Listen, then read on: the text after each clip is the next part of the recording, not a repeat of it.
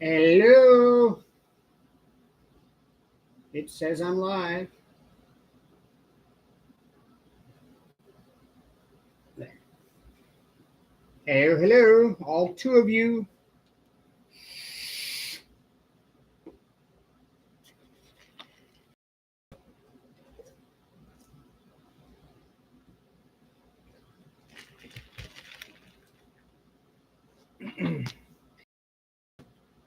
Hello, Angelina.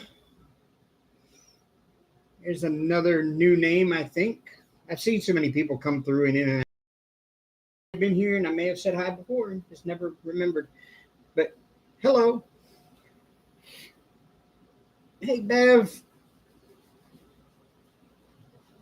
So we're still back at this one right now. You see, I haven't got much done. I finished this part in my last live. It's good to show how much I've worked on it. I got that done after my last live, and then I went to bed, and I haven't touched it since. Because just been busy with work, and more work, and more work, and more work. I even had to work yesterday. Tired of working all the time. Like, I get off of work, I come home, and I've got to go back to work by calling people. It's getting to be too much. But yeah, I don't get a lot of diamond painting done lately. I haven't got a lot of anything done lately besides work. I do have another kit sitting over here ready to kit up.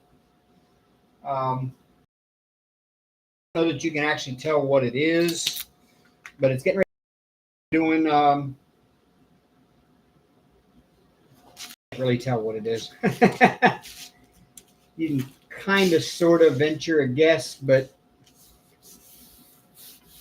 it's really not very easy to see, which I did that on purpose because this is going to be for the Rude, Crude, and Nude event.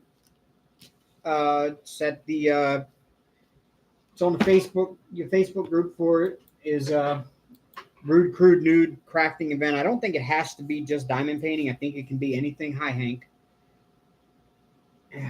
Really? Really?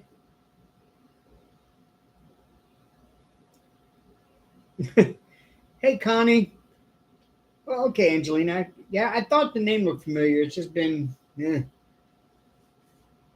but yeah, I'm doing this one here for the Rude, Crude, Nude event. Starts August 1st, runs through the month of August. And I don't know, maybe you can kind of see it. Hamster. Shouldn't have any hamsters.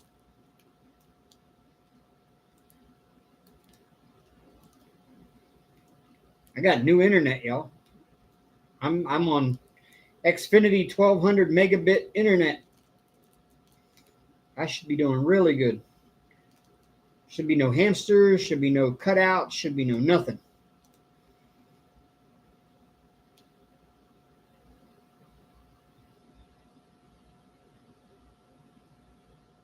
Oh yeah, that's Hank.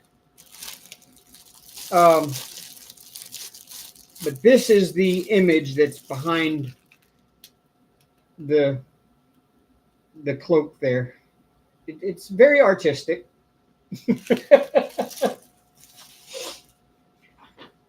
Hello, Denise SW. So that's what's on the desk here. I'm not going to kit it up now because I'm actually going to record a video of kitting it up for the start of the event and upload it so that it comes out on August 1st at the start of the event.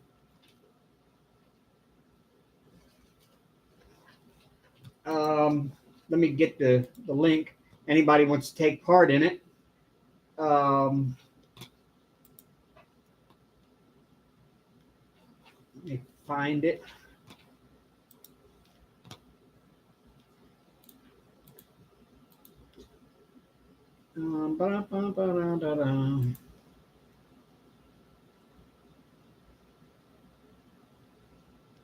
There it is. The group is called Rude, Crude, Nude 2023. I will post the link to it here.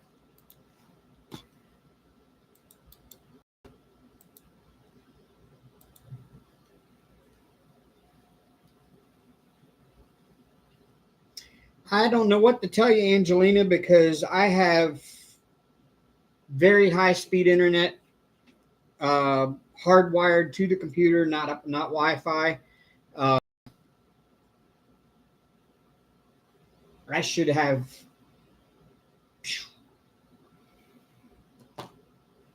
no issues whatsoever with transmitting. Hello, Dreamer. Hi, Denise SW. So yeah, that's the one for the event that I'm starting August 1st. I'm gonna be working on that through the month of August. It's gonna be a lot of fun.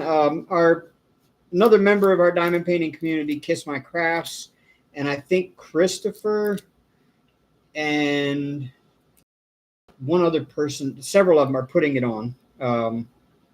Diamond painting. And it doesn't even have to be risque in the sense of like nudity or anything like that. It can be just rude or crude, like some kind of a crude saying or something that's on your diamond painting. They'll allow that as well.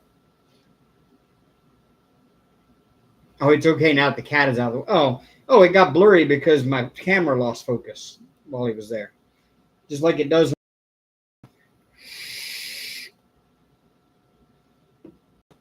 And it sends everything out of focus for a second.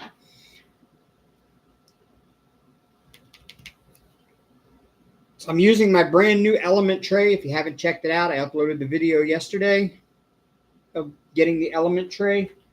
Amazing, amazing tray. Nice color change on it. I love the color change. It's amazing.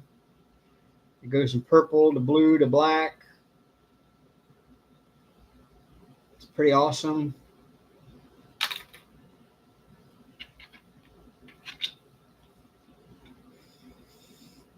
And it comes with the little inserts. It's got a gridded one single placing insert, and it's got multi-placer inserts of all different sizes so that you've got them arranged for whatever size you're trying to multi-place. And then it's got the regular insert for the regular grooves and a lid, of course.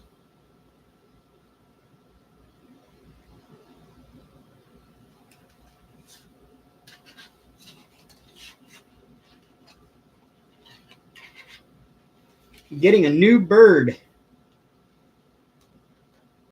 A parrot.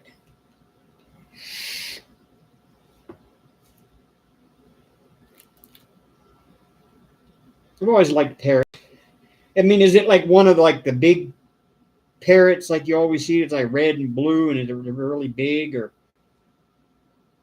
because those are really cool. That's what I want to get. If I had a bird, that's what I would have.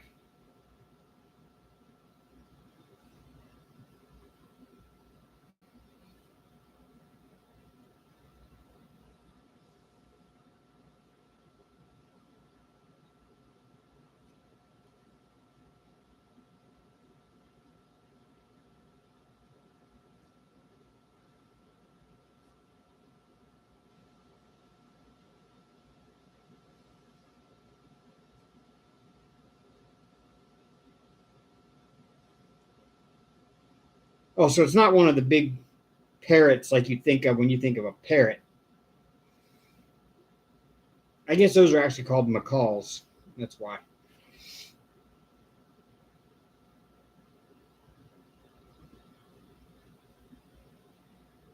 Cat saliva is toxic to birds. Well, I would think cats in general would be toxic to birds.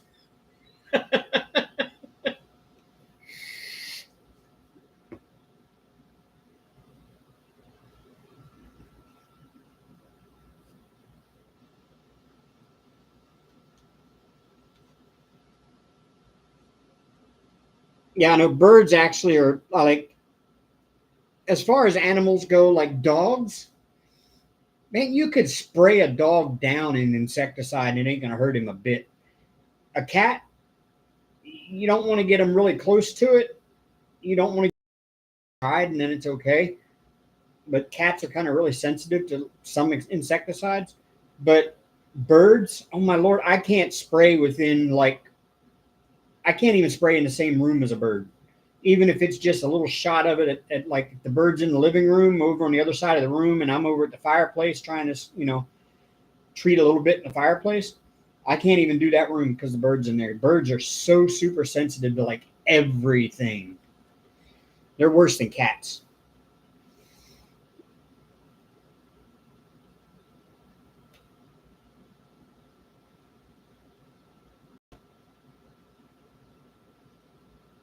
You see, I didn't know that. I always thought just like, I always thought just, cats killed birds because that's what they do. They kill them and eat them. I didn't know it was the saliva that does it. Something new I learned today. I learn new things every day.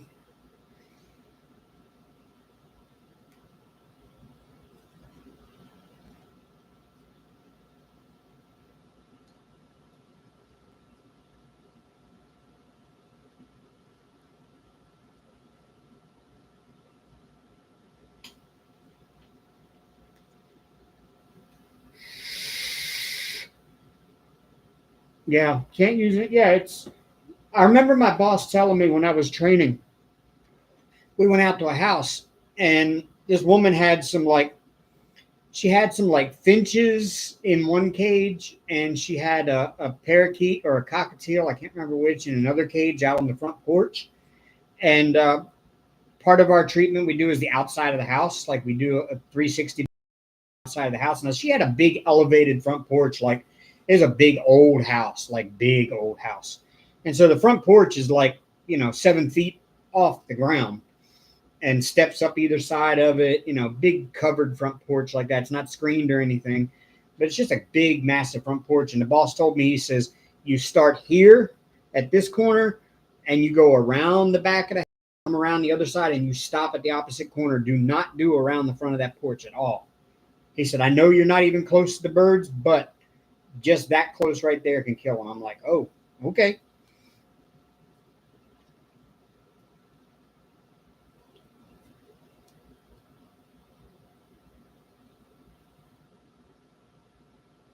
He said, make sure you test what direction the wind is blowing when you start and finish, because you don't want to be standing upwind and have the spray go downwind. I was like, wow, okay.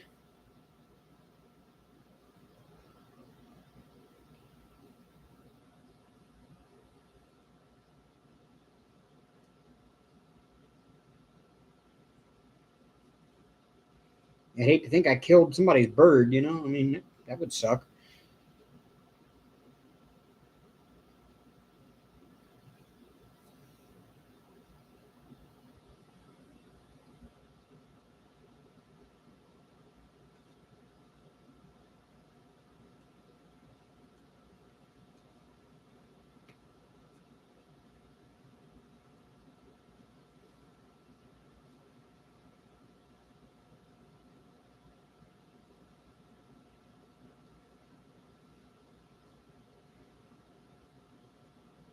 Hey, Linda, the job is going, Linda. It sucks. I've made the determination that I love the pay. I hate the job.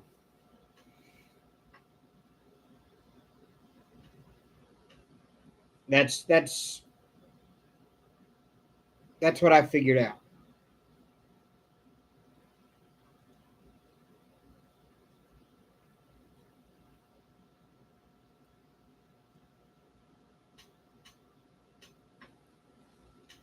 Well, NASCAR going good, Bev. I watched it today. Hi, Hank. Again, do you really have to be right there, buddy? Yeah.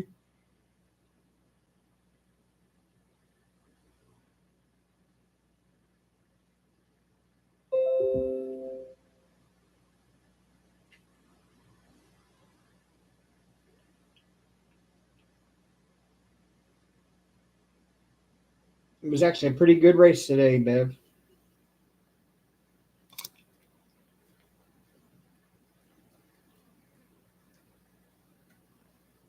Hank, quit. You're going to end up pressing buttons, and then you're going to end up cutting us off here. Now stop. Lay down. Lay down. Come on.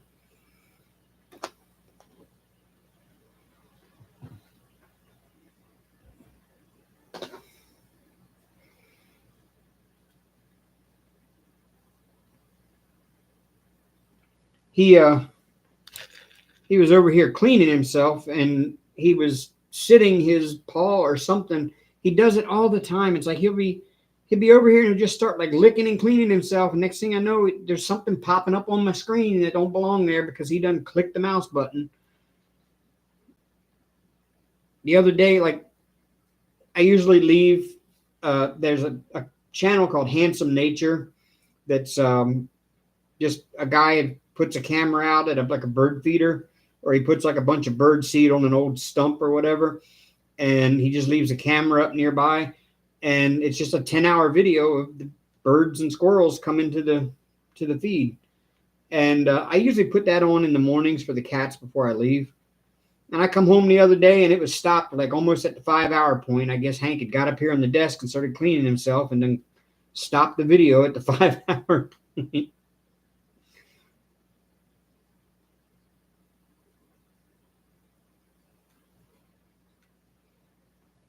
Really? You just gonna lay there and sleep like that? He is sound asleep already.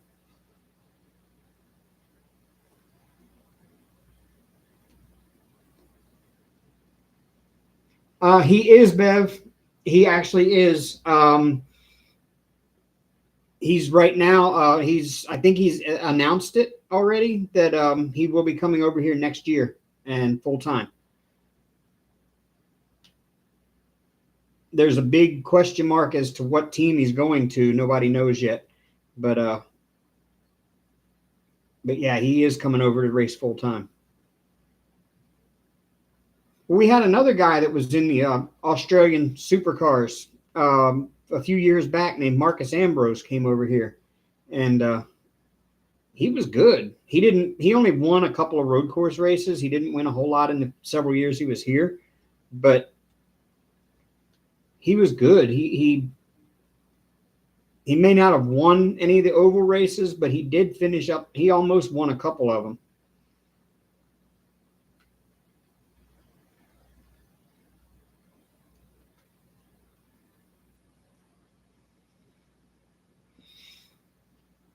Dreamer, it's a New Zealander driver from the supercar series down under. He came up here several weeks ago, came to the U.S. and he ran a NASCAR race. It was a Chicago street course race. He showed up, had never driven in NASCAR before, hopped in a car, raced, won the race. It's like kind of one of the first times it's ever happened that somebody from an outside series has just come in and won their first race. Everybody talked big about it, this guy should be over here driving. And there was a lot of rumor, and I think it was announced last week that he is making the jump over to NASCAR from Australian Supercar Series. So it's going to be interesting to see. This guy is really good. He can drive just about anything he sits in.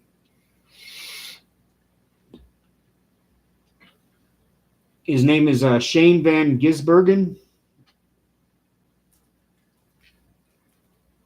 Over here, we all just call him SVG. But yeah, he's kind of right now the biggest free agent on the market in NASCAR. And it's really making a lot of guys that don't have rides for next year already nervous as to whether he's going to take the ride that they were hoping to get into or not.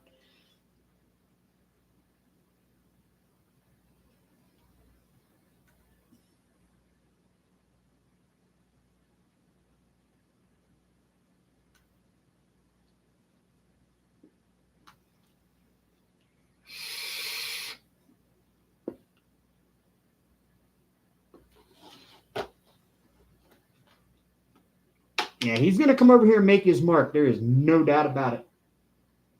And I actually kind of look forward to it. I really do. I mean, I've got my favorite drivers, but I tell you what, I liked Marcus Ambrose when he came over.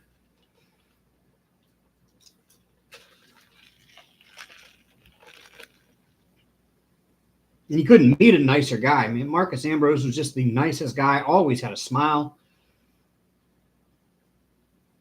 He was just happy to be here and happy to be in a race car.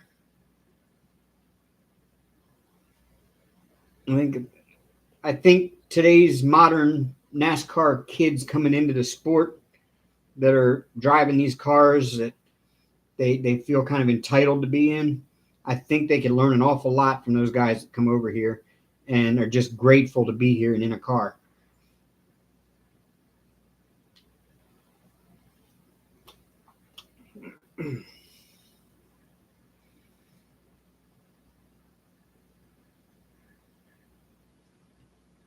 The Giz, I like that.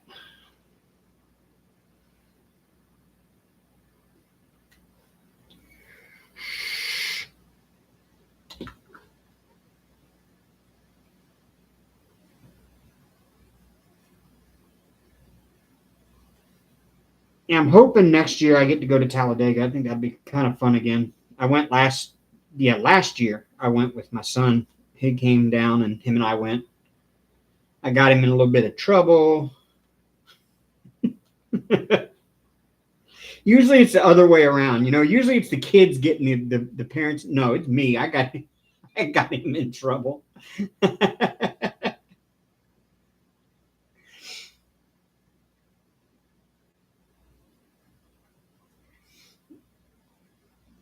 His wife was probably ready to leave him.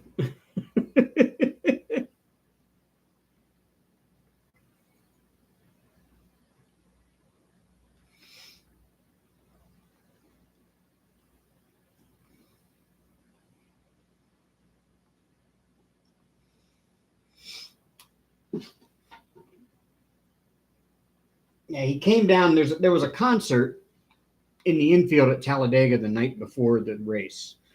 And he came down the Friday night before the race, I think, maybe early Saturday. He got here early Saturday morning, and him and I went and took him a tour around campus and took him around Tuscaloosa and showed him around. And then him and I left and went to the track because it was a concert that night, and it was Riley Green was concert. Now it's not my kind of music, but atmosphere. A lot of fun. It was free because we had tickets to the race the next day anyway, so you could get into the concert for free. So we went, found our parking spot, got to walk across the backstretch of the track and everything to get inside. And in the Talladega infield, if anybody is familiar with Talladega, the Talladega infield is the world's largest party on race weekend. And when I say party, I mean every type of debauchery you can imagine is going on front and center in the wide open for the whole world to see. And they don't care. Things that even adults probably shouldn't see. And you have to walk right through the middle of this big party to get to where the concert stage is. It's like one strip of paved street on the field that used to be an old airplane runway. They call it the Boulevard. And from one end to the other, it's campers parked along this street on both sides. These people pay a premium to park their camper along that strip in the infield. And they make that money back on race weekend. Those people that pay that, they make that money back because they all have a little gimmick thing they set up to make money. And people go, like they have one that was called the tip jar bar is what it was called. They just set up this little makeshift bar and they put tip jars all over the bar. And it doesn't matter if you put $1 in or if you put $20 in, you get a drink.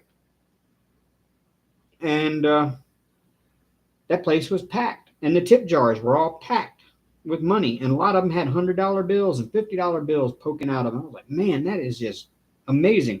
So those people are making their money back that they spent to park in that spot. But it's just the big party spot. And a lot of it has to do with Mardi Gras beads. Just like when you go to Mardi Gras, you know what you got to do to get beads. Yep. There's a lot of that. And there's a lot of one set of campers there. The wives and girlfriends, I guess, were dancing on poles on a little makeshift stage beside the camper. And the husbands had a mic set up and were selling body shots off of their wives. So my son and I have to walk through this to get to the concert stage. And then we have to walk through it again after the concert to get out of the track. So the concert was over and we're walking back. And of course, I'm taking in the sights. That's what I do. And my son's phone rings. And next thing you know, he's like, hold on, Dad, I got to go over here and talk. So he goes over there and I can see he's getting more and more and more frustrated. And I'm like, what in the world is this boy getting so frustrated about? Here's his wife calling him. She had got on Snapchat and found the little heat map thing that shows your friends' locations or whatever. She saw where he was and saw that there was a heat map right there around where he was at. So that means there's like a lot of activity right there. And she clicks on it and she sees Snapchat videos of what all is going on in the Talladega infield. And she is upset with him for being there.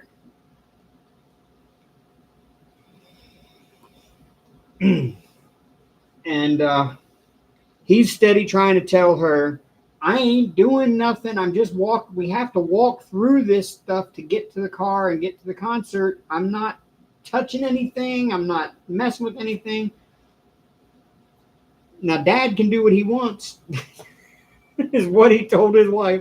My dad can do what he wants, but I'm not doing nothing wrong. I had to get on the phone and try to convince her. And then he hung up, and his mother-in-law calls him and is like, you really need to get out of there. You're a married man with 2 kids. You don't need to be in that environment and seeing that kind of thing. And you need to get out of there. She's over here crying right now. And I'm like, really? And then she got off the phone, and then his father-in-law calls him and says, Wayne, what are you doing there? You know, you've really got her upset.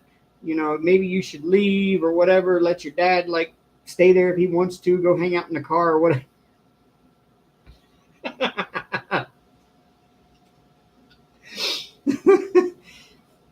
I ended up having to after it was all over, the next time I went up to Tennessee, I had to sit down with my daughter-in-law and tell her, I was like, look, just because he's there don't mean he's doing nothing. You have to walk through this stuff to get to where the concert was. You know, even if he was seeing things like that, it doesn't matter. He's allowed to see things like that. It's just that was the first time he had ever taken a trip away from her without her there. They've always gone away together to Disney or whatever. He had never taken a trip without her and the kids. So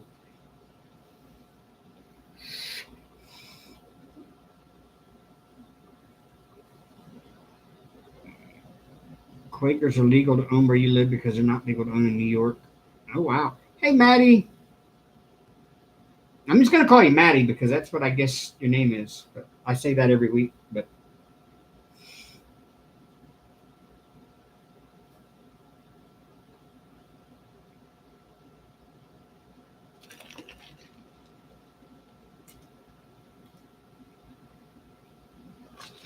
so, yeah, I kind of got my son in trouble. Of course, the whole time he's talking to her on the phone,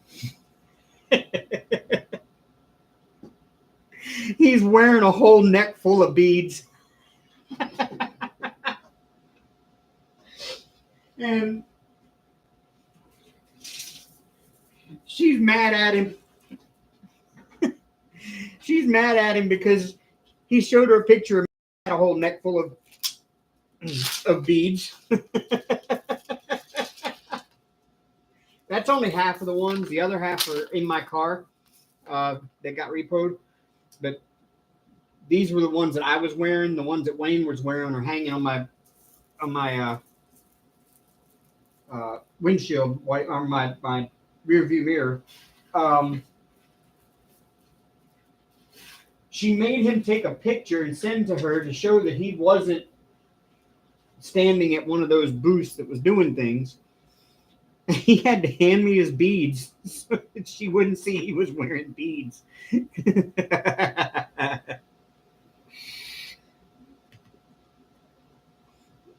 So obviously he wasn't allowed to take his beads home with him, so he left them with me.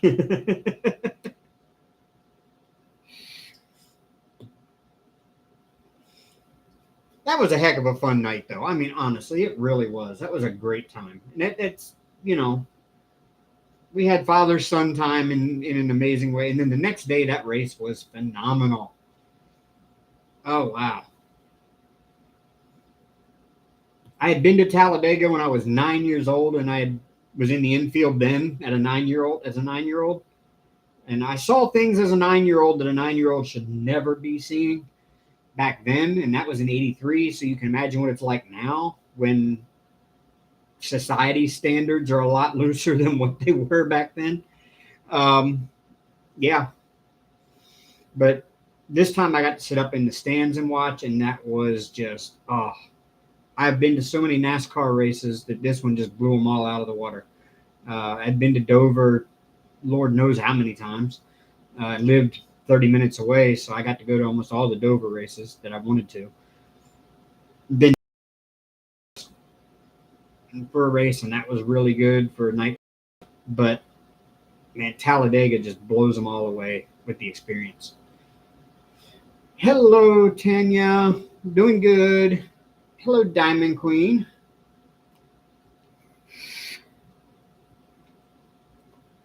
But yeah, I want to go back to Talladega again. I know they got a race coming up in October, but it probably doesn't have any decent seats left. And if I was buying tickets for anything, I would be buying tickets for August 18th in Arlington, Texas, because Metallica is playing there in the stadium. And that's the day after my birthday. But if I'm going to another Metallica show, I'm going to buy the expensive ticket to make sure that I'm right up front again. And they are sold out of those at $400 a piece. Actually, $499, so $500 a piece, actually. If I'd had the money back when they went on sale at the beginning of the year, I probably would have bought myself one, and I would be going to see Metallica for my birthday.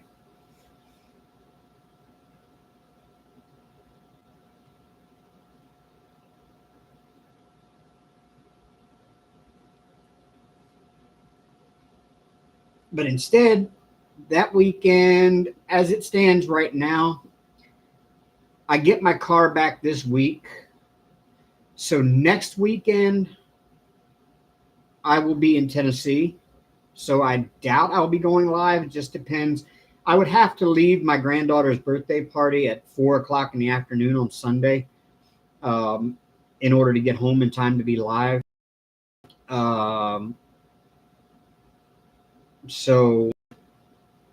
But her party doesn't actually end till like 6. So I'll probably stay until it ends, and that'll get me home at about 10. So I don't know that I'll be live next weekend at all. Hello, J. Rob. Hello, hello.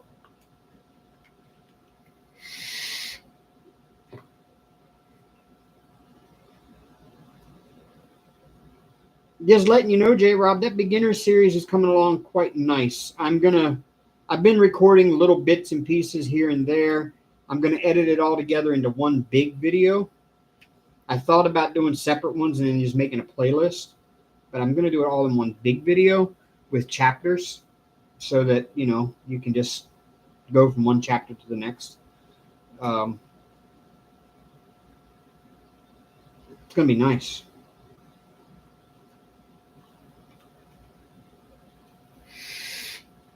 Yes, it is Bev T. I have never missed one yet. She turns 9 this year. And no matter where I've lived in the country, I've always made it back to Tennessee for her birthday party. And I've never missed one yet. I'm not going to miss this year, whether I got a car repoed or not. I'm going to figure out a way to get there. But my son and I have been talking to the dealership, and we've got something worked out with them to where when I get paid tonight at midnight, tomorrow I will go over and pay them like $500 to get it back. And then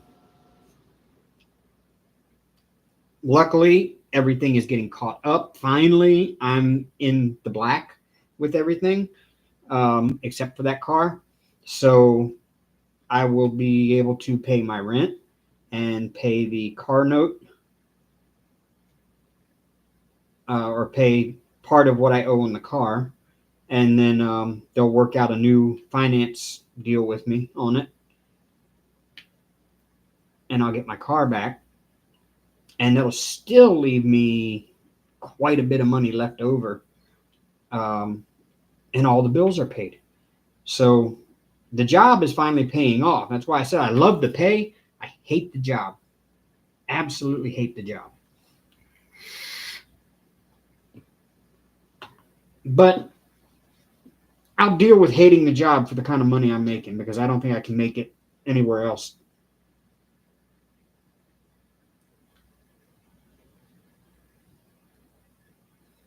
And the job itself isn't that bad. It's just that no matter how much you do, no matter how hard you work, no matter how much you get done, they expect more. You could have done more. You could have done better. You could have done more. It's like, how much more do you expect me to do? I'm already working 100 hours a pay period. In some cases, 110. Like one pay period, I had 110 hours on my check. And I don't get paid by the hour. I get paid commission. And even then, it's like, you could have done more. How come you didn't sell this much? How come you didn't stay scheduled 3 days ahead? I still got all my stuff done. Why does it matter? Why do I have to work extra?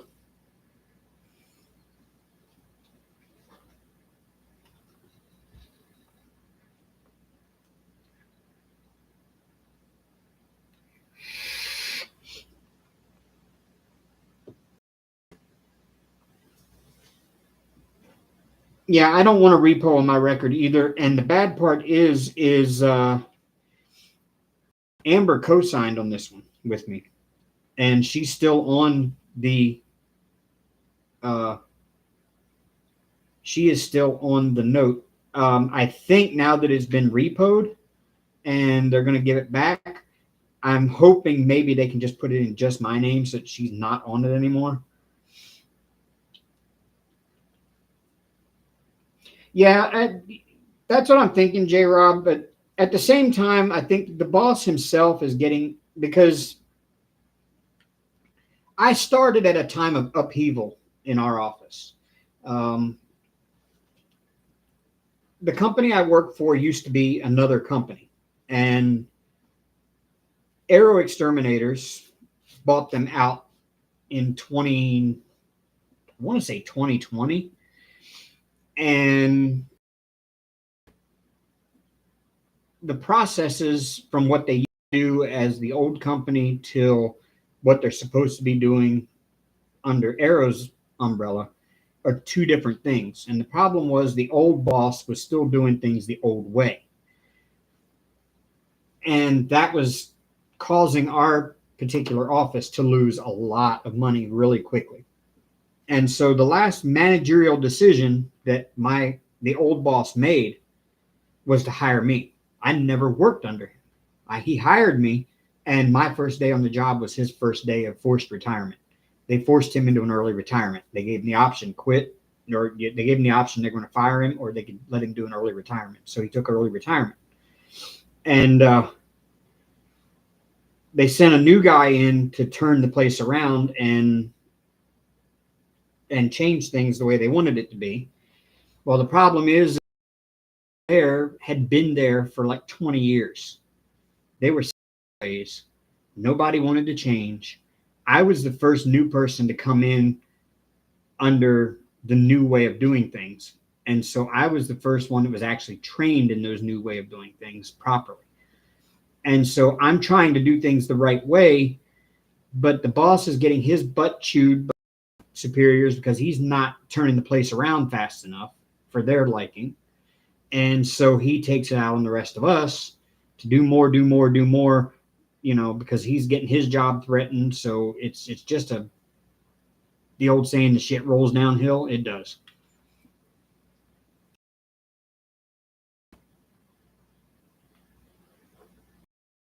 I really don't know, Dreamer. I don't remember the paperwork, but I think it says I can't exactly tell you. I'm not even gonna guess right now. I would have to go dig the old paperwork out. But either way, I know they told me when I went in and asked them, when she and I broke up, I went in and asked them, I said, is there any way I could get this car, get her name off of the account and just have my name on it? And they said, unfortunately, no, we would have to repo it or you would have to turn it back into us in order to do that. And then we would still come after you for the money. And I'm like, oh. So I just decided to let it be. And there's nothing I can do with it. I'll just pay it off. When we get the title in, be signed over to me, and then I'm going to trade it in anyway, which is what I'm going to do when I get the car back and it's current. I'm taking it to a dealership and I'm going to get a better car for a lower monthly payment, and none of this pay per paycheck crap, and none of this we're going to come get the car if you're as much as 30 days late on your payment. I had a car through Nissan, brand new car. I was 3 months behind on my payment because of an accident I had. It cost me so much, and I got so far in the hole that I couldn't afford anything. I got 3 months behind on my car payment. They repo that car. Man, this little buy here, pay here America's Car Mart ghetto place down the road, 30 days. They're coming to get it. That quick.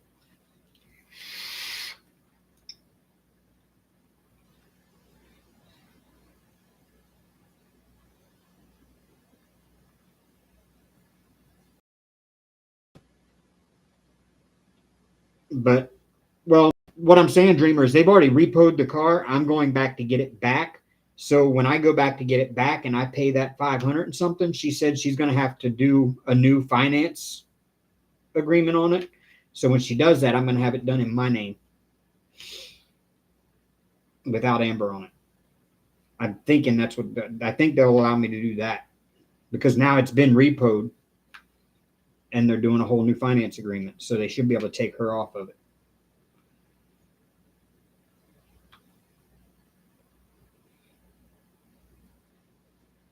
And the only reason I had her on there at the time is because she was working full time with an actual job with pay stubs. And I was doing Uber full time at that time. And so I didn't have pay stubs. It wasn't a job, so to speak. So there was no way they could process that in their system. And so she signed it to show that hers was the job that they were basing everything off of.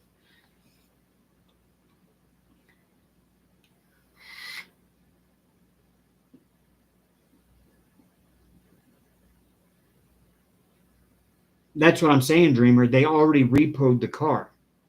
They have the car back now. They took it back because I was 30 days behind. Now I'm going back. I talked to the girl on the phone yesterday or Friday. I said, what can I do to get the car back? She says, I tell you what, she goes, if you can come in and pay $575 or $525, I can't remember which. She goes, you can get the car back, but I will have to sit down with you and do a new finance agreement, which means the old finance agreement is no longer binding on the car. So she's doing a new one. She doesn't have to have Amber on it.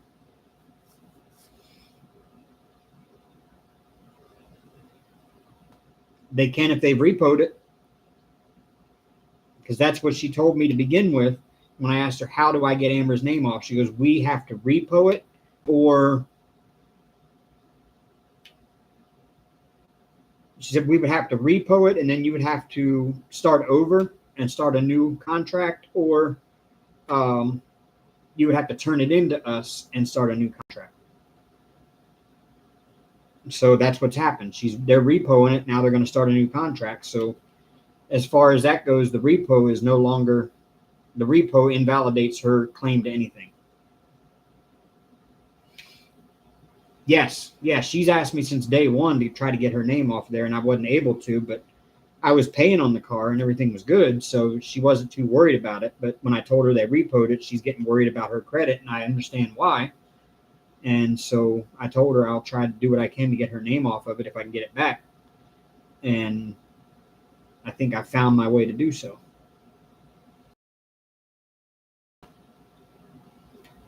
Yeah, she wouldn't want anything to do with that car. She didn't care. She doesn't drive.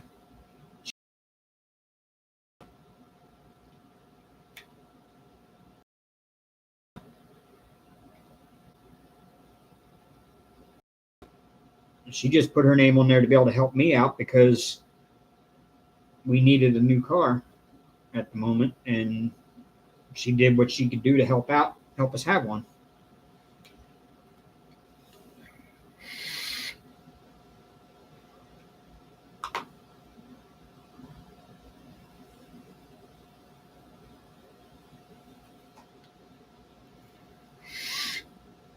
And all this happened, all of this deal with trying to get the car back and everything happened because I took a picture. I actually had gone over to the dealership to tell them, hey, look, when I get paid on the 31st, I will be in to pay the payment and get caught up and everything else. And she says, okay, I'll put a note on your account. That's the best I can do. I can just put a note on your account and let them know that, hey, you promised to come in on the 31st to pay it. And on, when you get paid and pay it, or the first or whatever. And I was like, okay, thank you. I got in the truck. I went to the grocery store on my way home, stopped there, picked up some groceries, stopped at the gas station, filled the truck up, and grabbed a couple of Mountain Dews for the night. Pulled into the parking lot out here. The tow truck was pulling out to the back of it. And so I took a picture and sent it to, just sent it out like, oh, look what just happened type thing to a few people. And one of them was my son. And he looked at it, and you could clearly see the phone number of the towing company on the toolbox on the side of the truck. So my son took it on himself to call the towing company to see what would happen about getting the car back. And I was reading online about what happens when you get a car repoed and how to get the car back. And, of course, everything I'm reading online says, well, you have to pay off the entire balance of the loan in order to get the car back. And I'm like, I can't afford to do that. So they're just going to keep the damn thing. And I'll figure out something else somehow to get another car, but it just means I can't go anywhere for a while. And I just have to use the company truck after work to stop at the grocery store and do any kind of running I got to do before I come. So, so my son takes on himself to call the record company that towed it. And the guy was like, no, them girls over there at Car-Mart are really good about, they'll help you out. They'll work with you and help you get it back. You don't have to pay the whole thing back. So my son calls me and says, all right, Dad, I'm going to call Car-Mart. What's your number in case they need to call you to verify that I'm allowed to talk to them? And I'm like, what? So he started doing that, and then he called me on Friday. He says, Dad, I'm going to put you on three-way with Cassandra at America's Car-Mart, and we're going to get this worked out.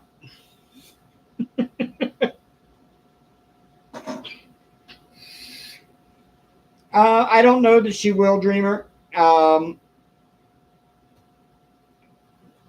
mean, she's pregnant. She's due in October, I think. She's got a pretty busy life going on between work and getting things ready for this baby and everything else. I don't even know if she's had time to sit down and diamond paint recently. So, I mean, I don't think she has any plans to start it back up. I know before she found out she was pregnant, she had said something about maybe she might, but that was back near the beginning of this year. So, I don't know. I can't tell you what she's going to do. I mean, we talk, but not that in depth. I mean, basically all we ever do is just share memes back and forth that we find funny. That's about it. And if she gets mail here that looks like might be important, I'll tell her, that kind of thing. But otherwise, yeah, we don't like talk about our lives. I really don't want to hear about what she's got going on with him.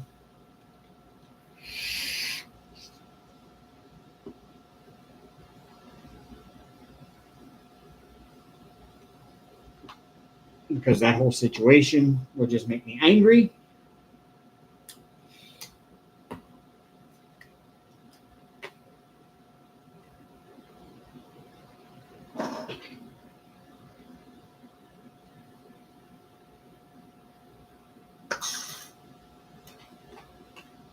Yeah, my son is great. I love Wayne. He is the best. Well, I'm not going to say he's the best son because I have 3 other kids. I'm not allowed to have favorites. But Wayne is, I think Wayne and I are actually closer than any of the other 3. Um, and I don't know why that is, but him and I have always been closer than the other 3. Um, I'm close with my other son, Joey. Him and I talk quite regularly. My oldest daughter, though, is like,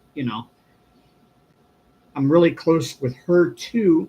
It's the youngest daughter that I don't see much of, hardly ever, and I don't hardly ever hear anything from her. Every now and then she'll just send me a text and say, "Hey, Dad, I love you," and that's it. And I won't hear anything again for several months. I hear other things from other people, but I don't hear anything from her.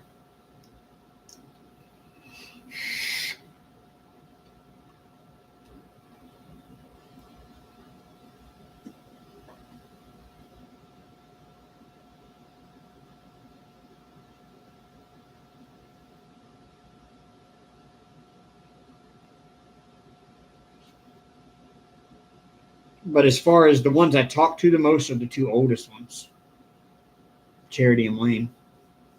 The 2 younger ones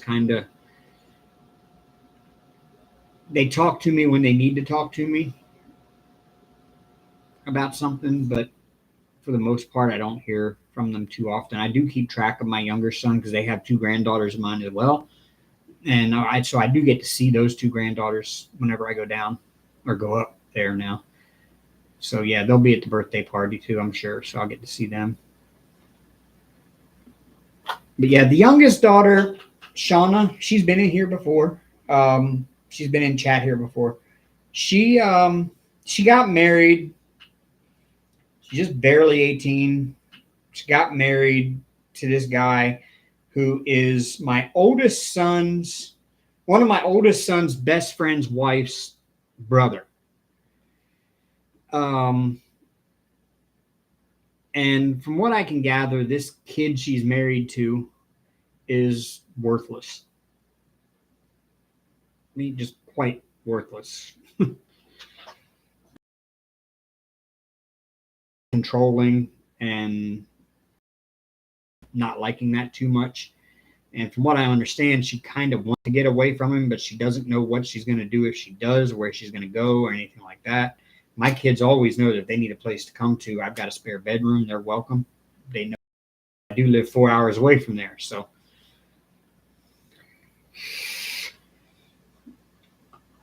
yeah, I've met the kid once. I've met her husband once, and I wasn't particularly thrilled with him then either. But even his sister talks bad about him.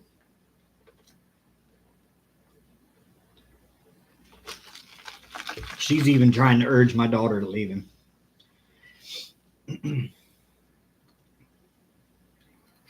When they got married, neither one of them was ready for marriage. She was 18. He was barely 18 himself. They jumped into it. They were playing house for a while. And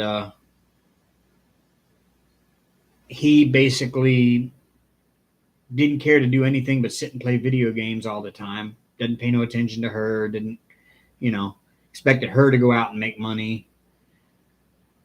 But then gets pissed off when she's gone away to a job and foot, doesn't want her to go see her family. I think he's insecure. He's afraid she's going to leave him if she leaves or walks out of there. So he doesn't like letting her go anywhere. Yeah, it's not a good situation. At least that's the things I'm told about it. She's never told me about that, but everybody else that's familiar with the situation has told me those things, including his sister.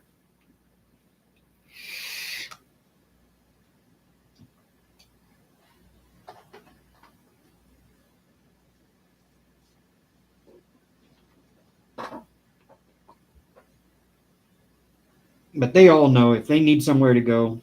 I've offered it to charity several times. You know, if you need somewhere to go, you know I've got a spare bedroom. If you can handle having dear old dad as a roommate, then you're welcome to come stay with me.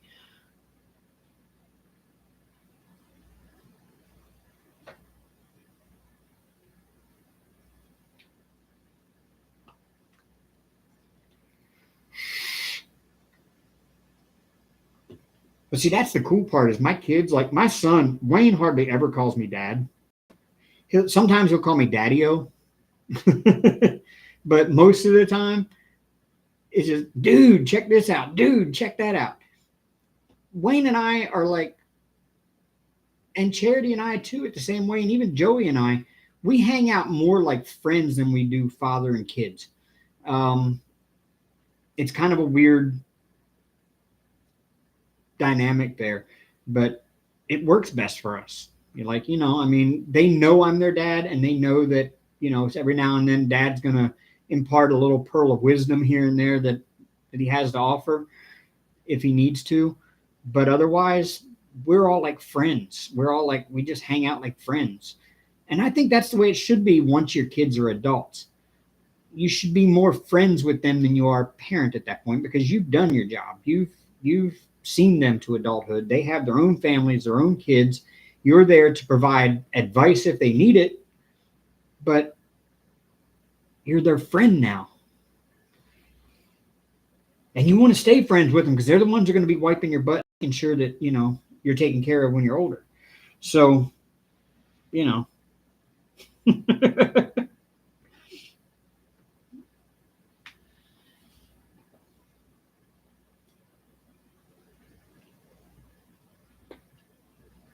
least that's the way I look at it.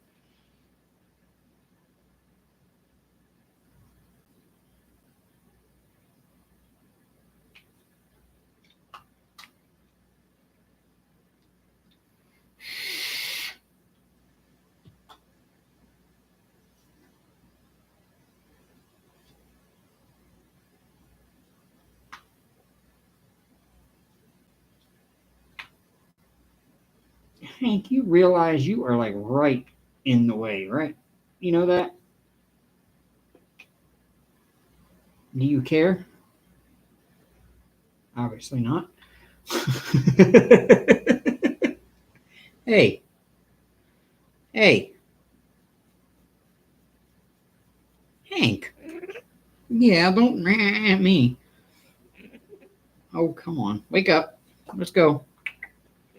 Scooch. There you go. You can lay down and not be right on top of this. You know that, right? Yeah, there you go. Hi.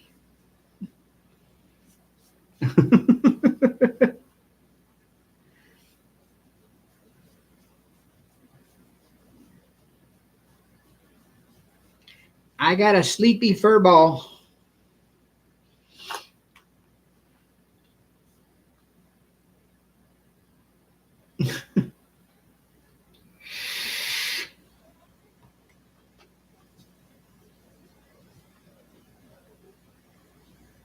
Oh, you hear the neighbors? The neighbors just coming home and they're outside making noise. He heard that.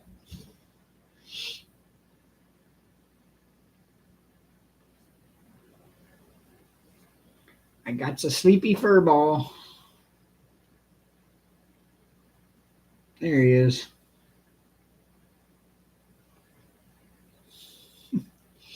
Hello, Jennifer.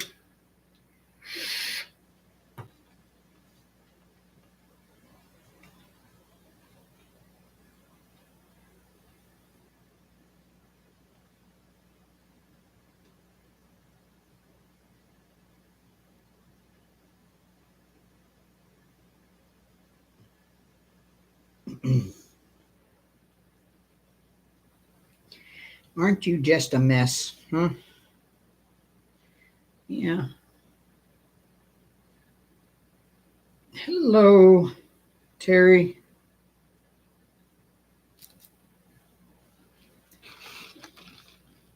I see we got rid of all the itchy bugs. Yeah. Yeah. See, Hank got to eat bacon today. Ooh, he got to eat lots of bacon. I made bacon in the air fryer. I made eggs in the air fryer. I had breakfast for dinner tonight before I came live. And Hank got to eat. The bacon I bought had the skin left on the one side of it.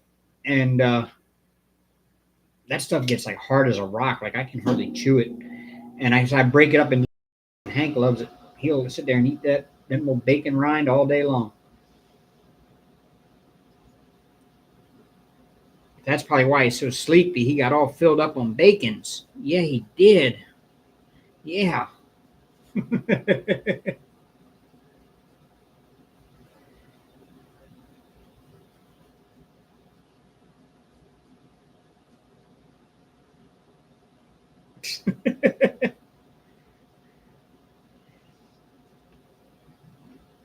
And he doesn't even care.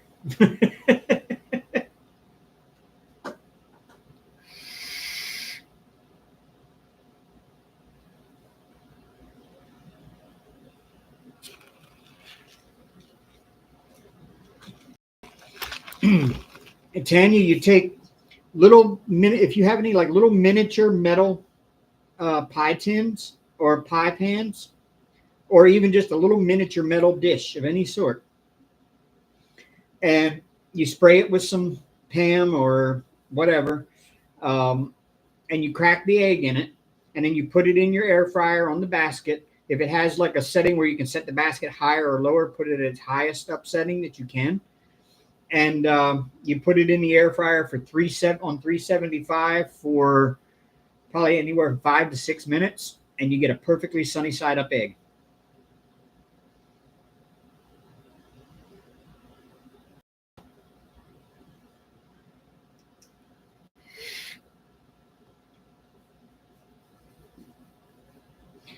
Yeah, Jennifer, I actually should be done with this by now, as long as I've had it on the table, but I have not done anything like I said at the beginning of the live when I came in. I got this bit here done in my last live. And since my last live last Sunday night, all I had done when I came in, when I started my live tonight, was just this was checkerboarded. Just that right there. So I finished checkerboarding. Since I started live, I finished checkerboarding here, and I've started filling in here. But I haven't worked on it at all this week. And it was the same way last week. I hadn't worked on it at all last week before I went live. So I've only been working on it in the lives, and I'm about to put this away because on August 1st, I start the Rude Crude Nude event, and I will be working on this one for that. You can kind of see what it is, sort of. The actual image that I will be working on is that.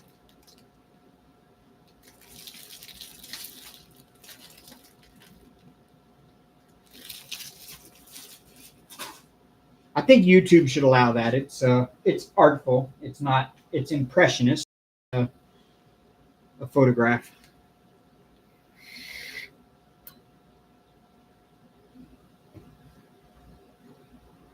Oh yeah, that's Jennifer. If you looked at my closet right now, I think I probably have. I probably got 10 whips in the closet. 10 of them that are just unfinished. Started, never finished. I know of one that I have in the closet right now that I started in 2019 when I got it. I got it in May of 2019, right after I started the channel. So no, it had to have been maybe July of 2019. So probably 4 years ago. And it's still not finished. It's about 3/4 of the way done.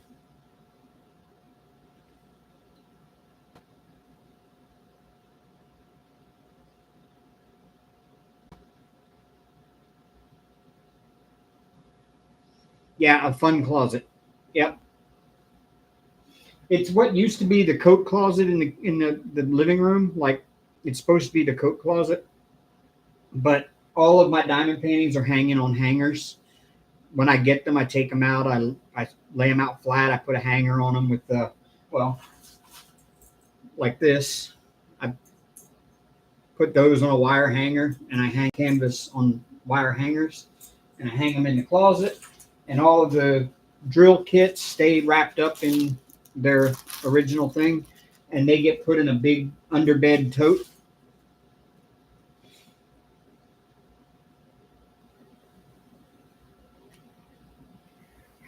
And then the top shelf of the closet um, is all plastic model kits that I've yet to build that I need to work on. But my other desk over here looks like a hoarder lives here. Um, Between every time Arya goes in heat, she wants to knock all the paint off of the paint rack that I have up on the wall. And I come home from work and just put it on the desk, and it just stays there until one day I just get tired of seeing a mess on the desk and I start clearing it off again. Yeah. My voice is cutting off. It shouldn't be.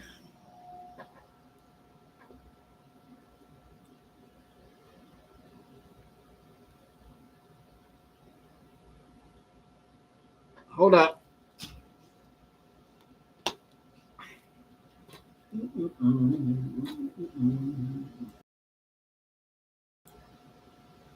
All right. Okay. Well, see, you weren't the only one that's saying that, Jennifer, because um, Terry Koala Craft said she couldn't hear me either. So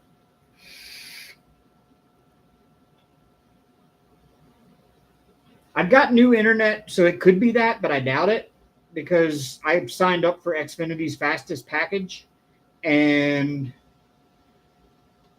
I tested my internet speed last night, and I was getting 190 some megabits per second download and like 70 something megabit per second upload, which is like super fast.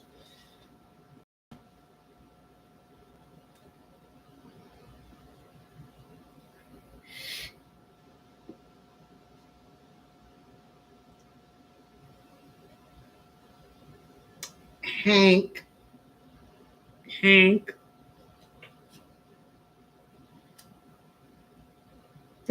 Really?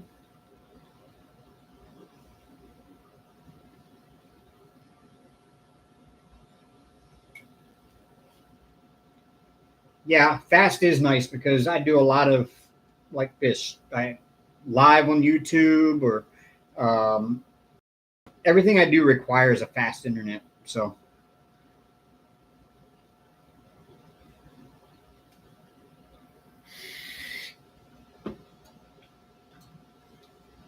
excuse me, Mr. Hank. Mr. Hank.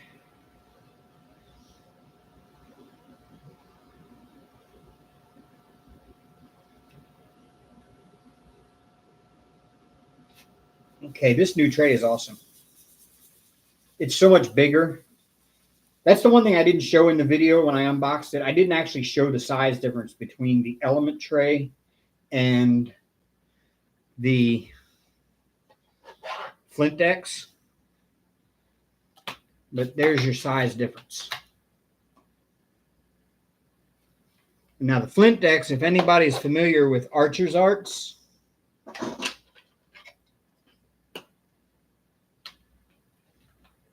the Flint X is about the same size as an Archer's Arts tray.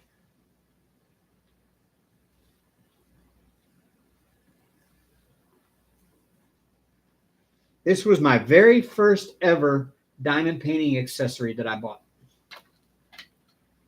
And at that point in time, Archer's Arts were the only ones out there making trays. They were the OGs. They're still at it.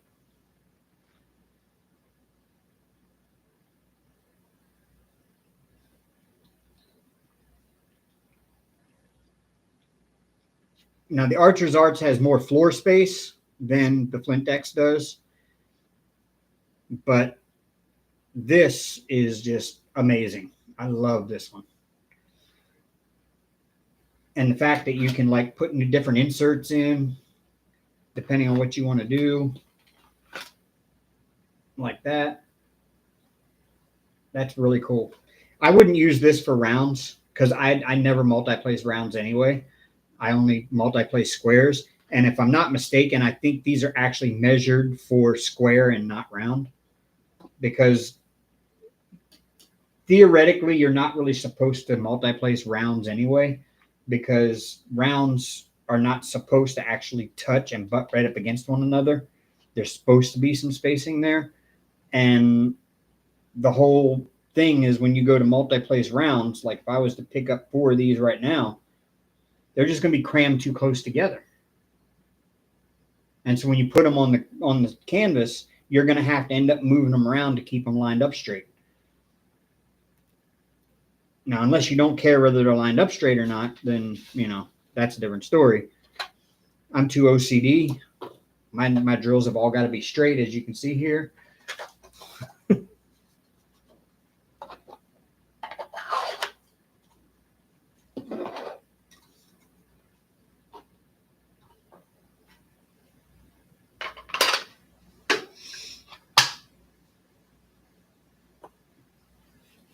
Excuse me, Hank.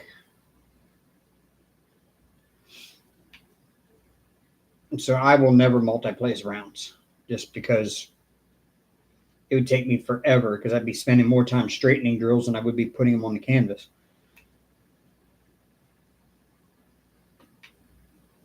And then it would be no longer fun because I'd be getting frustrated.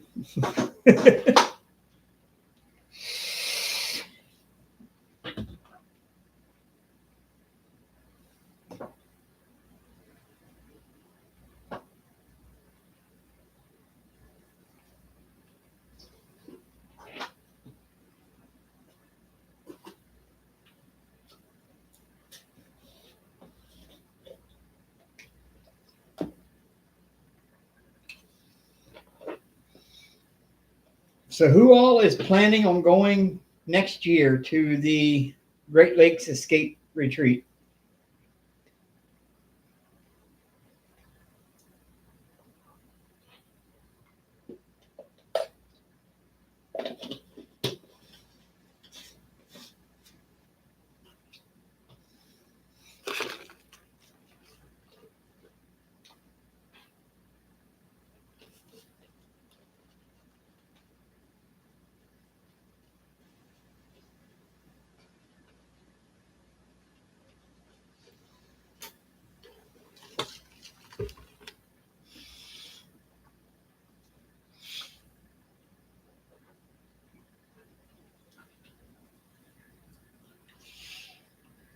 It's I think it's held in Michigan.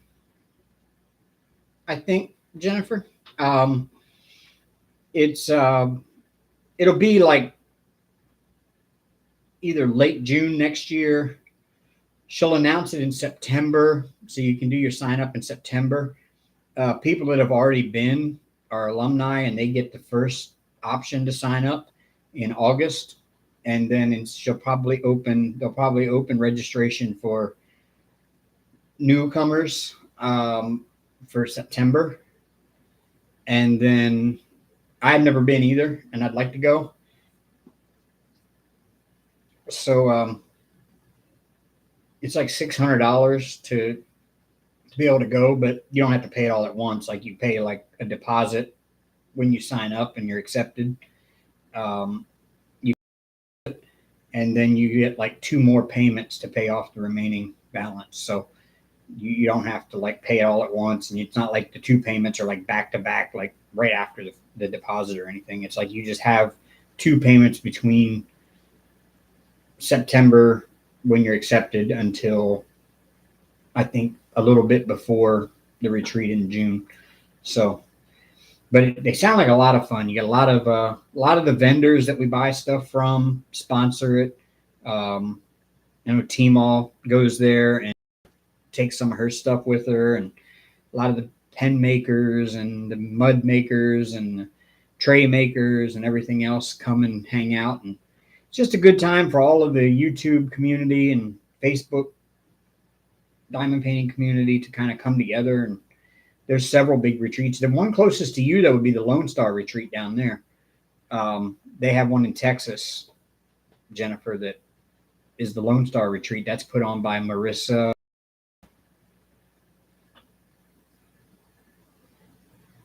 I think it's Marissa puts that one on. J-Rob does the one, and J-Rob and a few others. I mean, it's just, there's a committee for either one of them. But the Lone Star retreat is one group, and Great Lakes Escape is another.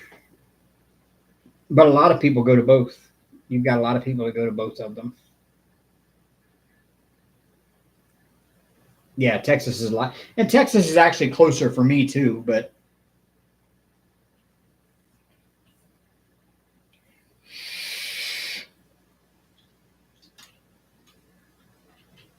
that one usually fills up like way too fast.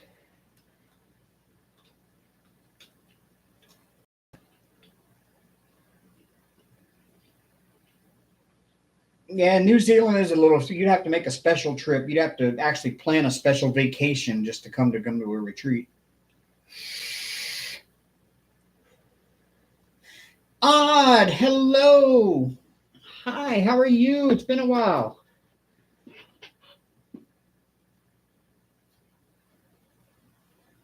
And there's Cat's Gallery. Hello.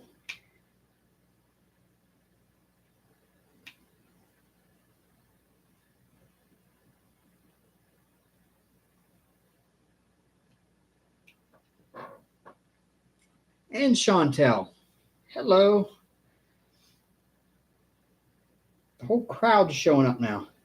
Was there another live that just ended somewhere?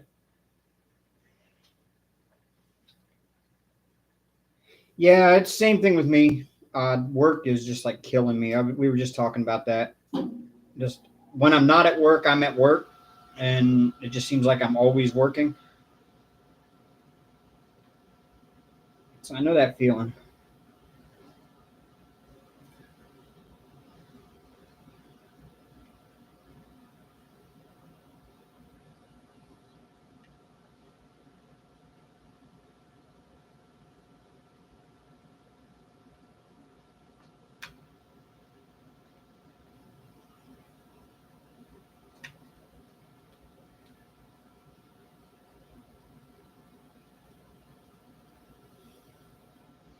Oh, okay. It just seemed odd. Like three people just all popped in at once, and it's like, wait a minute, did somebody else's live just like let out?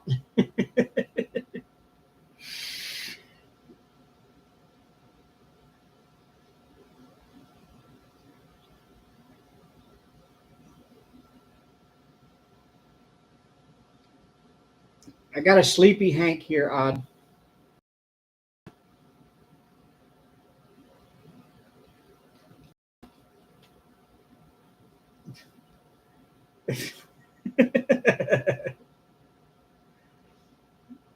This is what he's done my entire life. He's been right here in various different funny cat poses, on his back, curled up.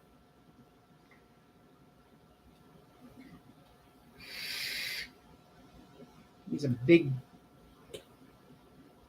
fuzzy, unkempt fur ball, is what he is.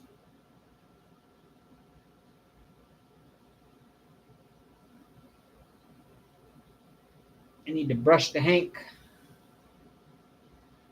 Need to brush the Hank, but his hair grows in weird ways. Like here, it grows this way. Hi, Arya. Hi.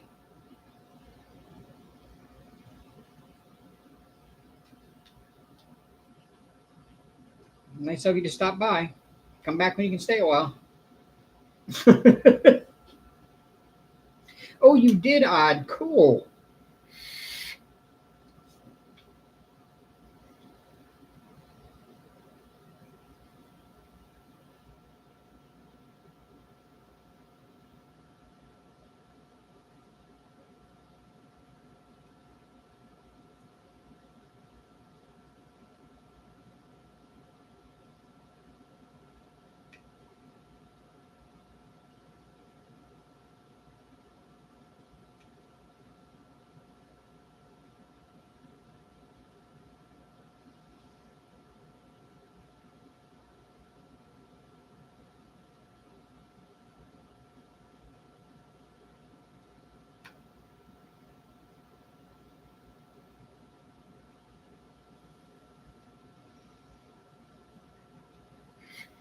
Oh, Garfield. Yay. Yeah, that was Aria. She just jumped up here, stopped in front of the camera, licked her paw, and then jumped across and got up on the windowsill. So she just passing through, making an appearance.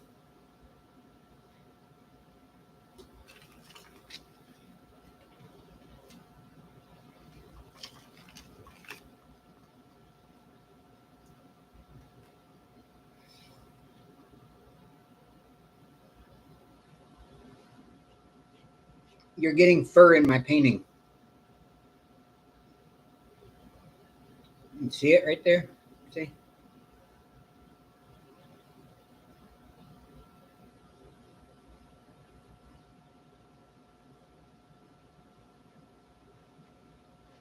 Do you even care?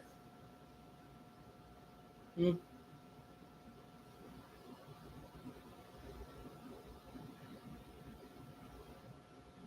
He doesn't.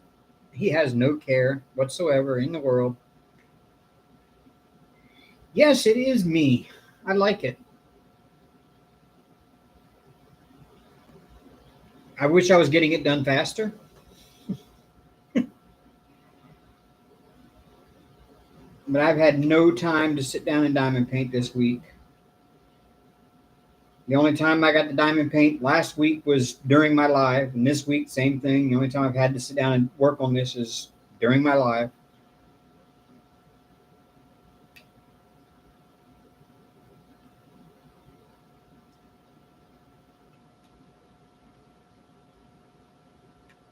I've also been dealing with, like, I don't know, my ADD has been going nuts lately. Like, I can't sit and concentrate on anything at all.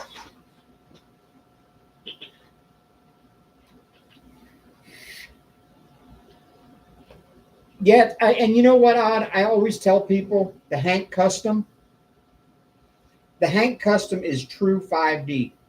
There is so much Hank fur in that custom that you can actually rub your hand over it and feel it. So it's just like petting Hank.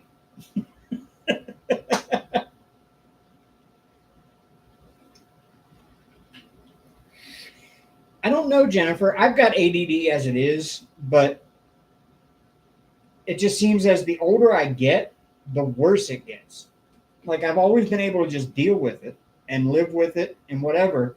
But it's like now I come home from work and it's hard enough for me to actually sit down and start trying to arrange a schedule for the next few days and trying to call people and keep up with all that and organize that. And then when I'm done with that, it's like my mind is just bouncing all over the place. Like, I'll pull up YouTube and I won't even watch full videos. I'll just watch partial of this one and partial of that one and partial of that one and partial of the next one.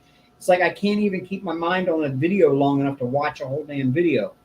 Um, it just keeps bouncing all over the place. And then I've got all these things in my mind. I've got to go do this and I've got to do that and I've got to do this and I need to do that and I need to do this. And none of it gets done because I can't keep my mind on any one thing for any length of time.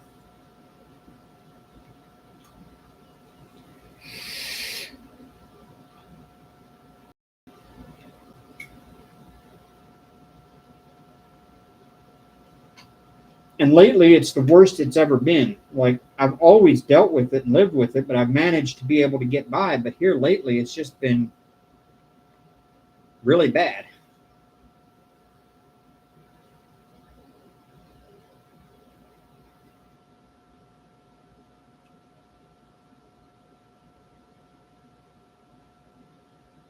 And I'm too young to be showing signs of dementia or Alzheimer's yet. I'm turning 50 in 2 weeks, but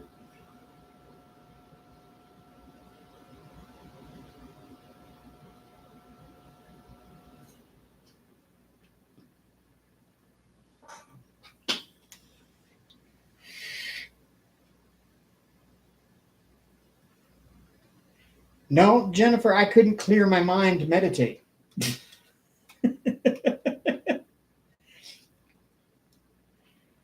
It's like I can't shut it off. I mean, even when I'm sitting here not doing anything, I can't shut my brain off. I wouldn't be able to meditate because I wouldn't be able to my own mind because it's constantly got just whatever blasting through it all the time. Yeah, I could blame it on the heat. Maybe it could be that. Maybe that could be part of it. I don't know. I just don't.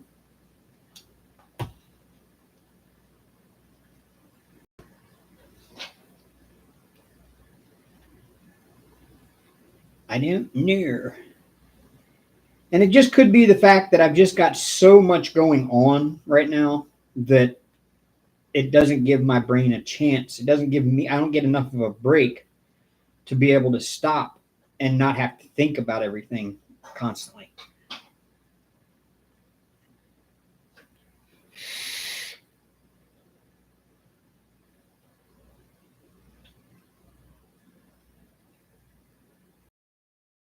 Yeah, that's true. I mean, Parkinson's,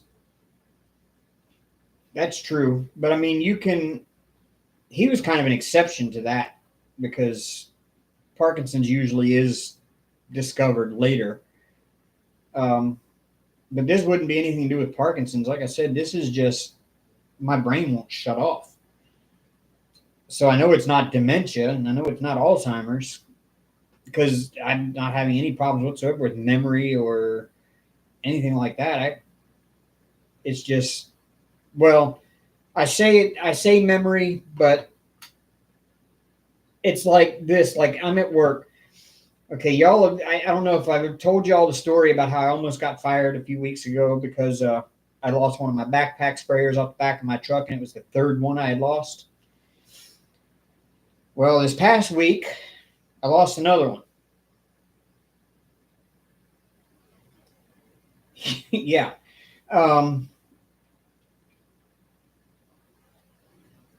This past week, I lost another one. Um,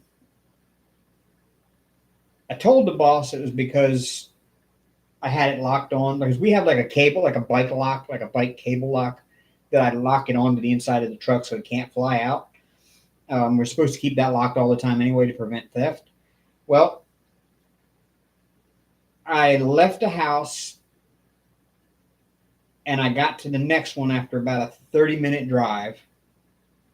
And I got to the next one and realized my tailgate was still down. And I was like, oh no. I got out of the truck and went and looked, and my backpack sprayer was missing. I drove 30 minutes back to where the last house was. And just before I got to that house, I found it laying on the side of the road, just busted up in pieces. So I picked it up and I thought, what am I going to do? I can't get fired. Oh, I know what I'll do. They have a bad habit. They've got a little clamp on the side that your wand part, your hand sprayer wand, clips into. But those things are really loose. And like you hit a bump and it comes flying off of there. And there's been a couple of times that I've had the wand fly over the side of the truck and be dangling down beside the truck. And then when I stopped at a house to back into the driveway, I've actually backed over the handle of the wand and bent the wand over the wand part, the metal sprayer tip part that's like 3 feet long. And I bent it really bad. So I found the cap. I put the cap back onto the bike lock and locked it. And I went back to the office and showed the boss. I said, look what just happened. I said, I hit a bump and damn wand come flying off and it got up under the wheel and it yanked the damn flow zone right out of the back of the truck and smashed it on the ground. He got upset with me. He was like, Dave, how do you keep losing these things? I'm like, look, I couldn't help it this time, man. I couldn't help it. It just flew out the back of the, it was, everything was done right. This is a freak accident. He gave me another one. Last one we have in the office, it's working. These things are $300 a piece. I've lost 3 of them, 4 of them now. But it was my own stupidity because I have a routine. I've made everything a routine. Like when I get done using it, I take it off, I set it on the tailgate, I slide it up into the truck, I lock it in place right then. Okay. And then I move on and do something else. And I make sure that's put away before I do something else. And I make sure that's put away before I do something else. So that way, everything gets put away the way it's supposed to be. The problem is, if anything at all breaks me out of that routine and interrupts it for anything, any reason whatsoever, a phone call or whatever, then something gets left undone. And in this case, I had put it in the back of the truck, but as I was sliding it in there, my phone rang and I was talking to somebody on the phone, or the customer came. I can't remember what it was, but I ended up getting interrupted in my routine. And by the time I got done on the phone or whatever, I had totally forgotten what I was doing over there, and I was getting ready to leave anyway, because I was already done with everything I had to do. I just got in the truck and left. Didn't realize the tailgate was down, as I hadn't locked the thing in. And that's what's happened to me all 4 times I've lost this thing, is something has interrupted my routine that I was doing at the moment.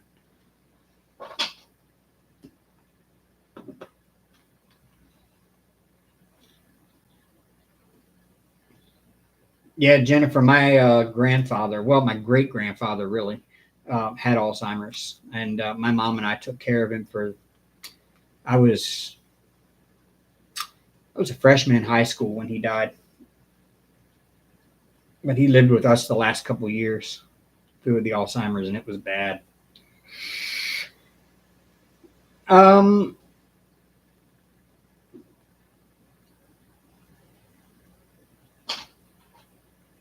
The job, the boss wasn't happy. I mean, of course he wasn't happy. He was like, Dave, this is the 4th one you've lost. I can't keep replacing these things. He said, I kind of made an exception the last time. I should have fired you the last time. He said, but I can't. The problem is I've made myself pretty well invaluable to them.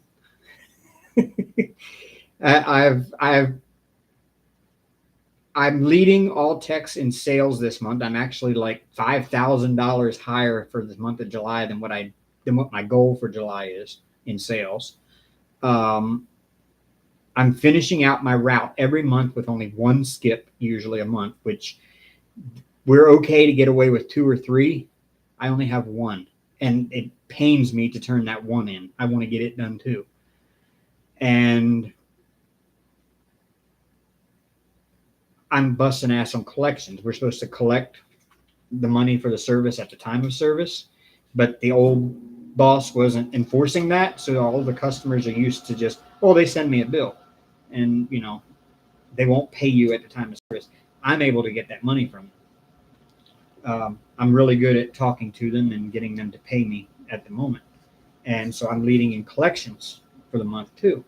So I'm making myself invaluable. On top of that, now that we have 1 tech who's out injured, but he's out indefinitely and we don't know when he'll be back. But until he gets back, I'm the most senior tech in the office, and I just started in February. And I'm also getting things done more than all the other techs that we have. So I've made myself invaluable. So he's kind of over between a rock and a hard place. If he gets rid of me, he gets rid of his current best tech.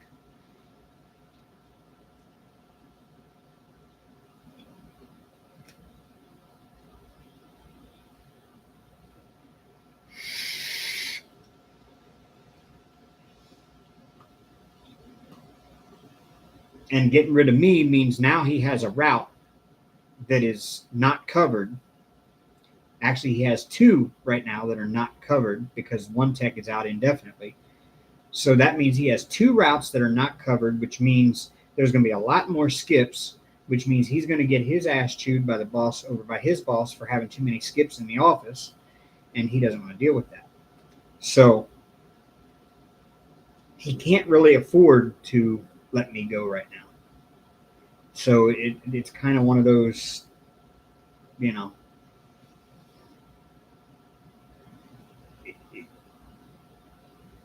it's a precarious situation. But I just, I told him, I said, I think I'm going to go buy my own. That way, if I lose it, they can't say shit to me. And I don't have to buy the Flow Zone brand. I found the exact same item The one that we use, the brand name that we use, Flow Zone, is like a $300 backpack sprayer. I can buy the exact same one off of like AliExpress for like 130. The exact same one. Just doesn't have the Flow Zone brand name on it. Even uses the exact same batteries that my Flow Zone does.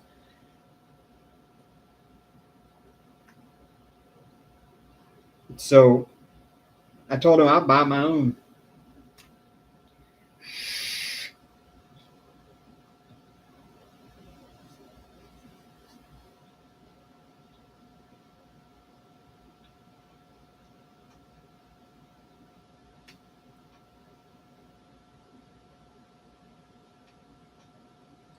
I haven't decided yet whether I'm going to, but I probably will buy my own anyway.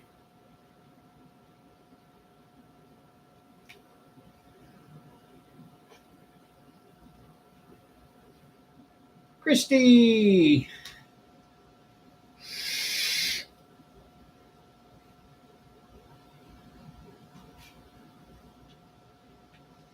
I wonder. Public safety message. Missing juvenile, 15 years of age, Hispanic male, black, red hair. Last seen wearing blue shirt and denim jeans. Well, damn, that could be just about any of them.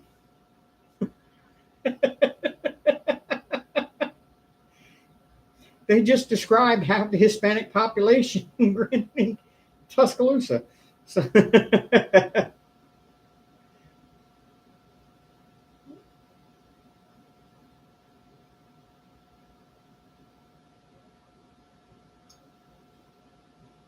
I love those Amber Alerts. It's like they're not very descriptive of the person. It's like blonde hair, red shirt, green pants. Okay. And most time it's like blonde hair, red shirt, jeans. Okay. That narrows it down. Oh, my check arrived. Yay, I got money again.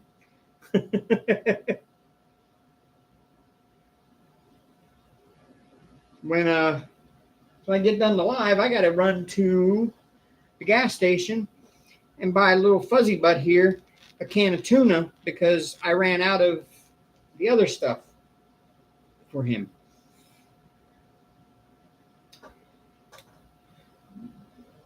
Yeah, mine has one of those too, Christy. The one I go to has a whole wall of vape juices. They used to have 2 or 3 whole walls, but the state of Alabama says that only certain brands of vape juice are authorized to be sold in the state of Alabama. So they had to cut back their inventory quite a bit for all the brands that don't make the Alabama list. And the brands that want to be on the Alabama list have to apply to the state of Alabama for a permit to be sold in the state of Alabama. Yeah, I ran out of it last night, Christy, so he didn't get any last night. But he made up for it today because I was giving him bacon all day. So he's been eating bacon. Him loves him's bacons. Yes, hims does.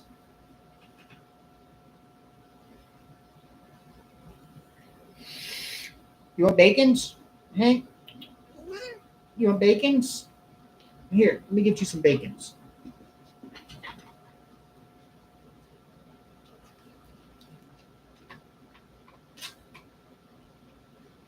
Here, come on. Come get it. Come get it. Here. Come get the bacons. Come here, Aria. Come get bacon. Where are you? He's hiding.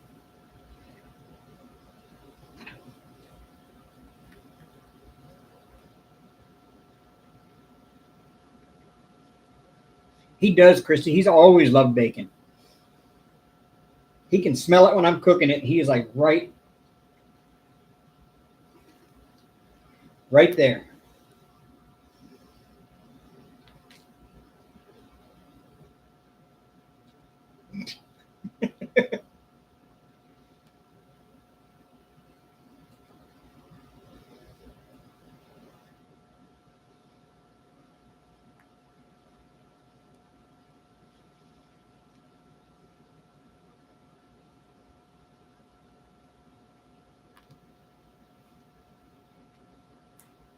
I can't break it apart and get it to him fast enough.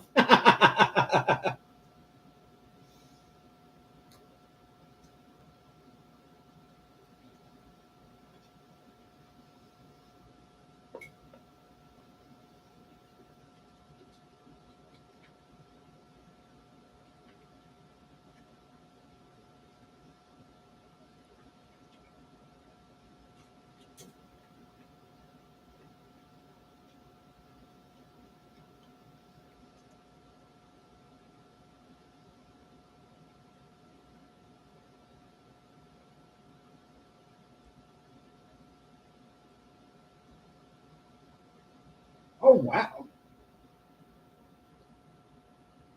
The Orioles beat the Yankees tonight, 9-3.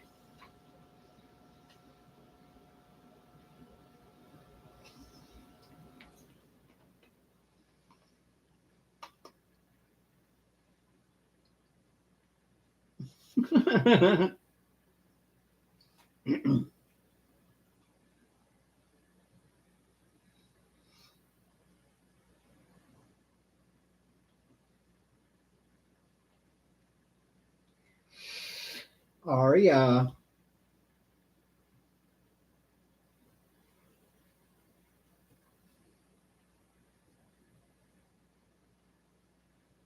What are you looking at? What's over there?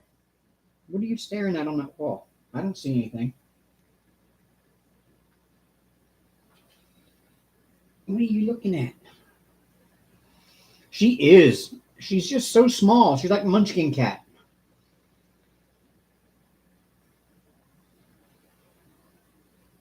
Oh, I gave him a bath. I gave both of them a flea bath a couple weeks ago. It was so pitiful. I don't know if you saw. I don't think we're friends on Facebook. But let me find the pictures. Oh, it was so pitiful.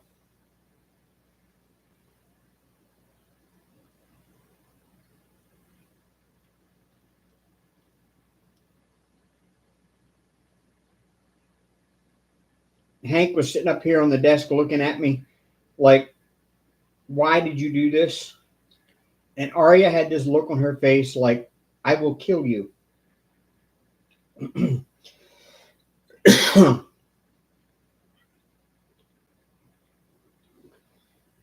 um,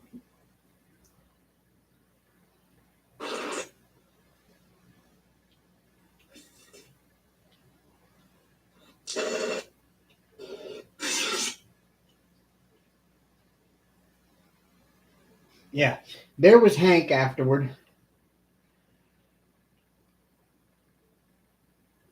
He didn't look too thrilled. And then little Arya looked like she she looked like you took away her best friend or something. And she was about to kill me, I think.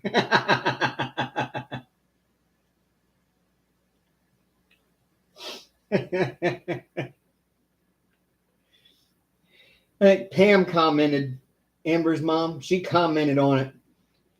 And she said, Arya looks like, check your shoes, buddy.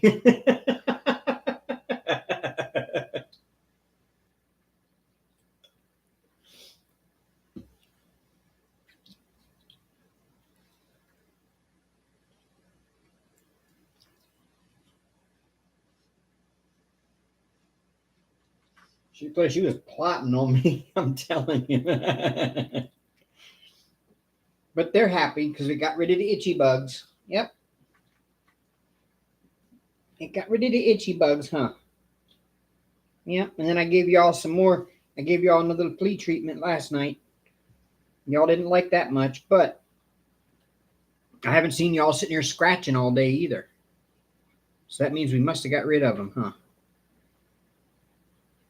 And that means the floor isn't lava anymore and you can be on the floor. But you haven't figured that out yet.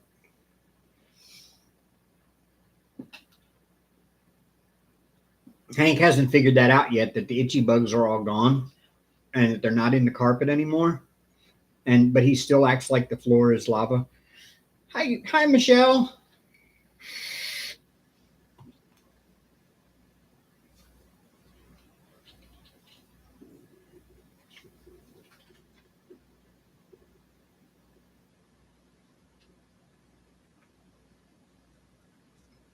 Yep, no more itchy bugs. They all gone, huh, Hank? No more itching. They're all gone. I don't even see any crawling around on you nowhere.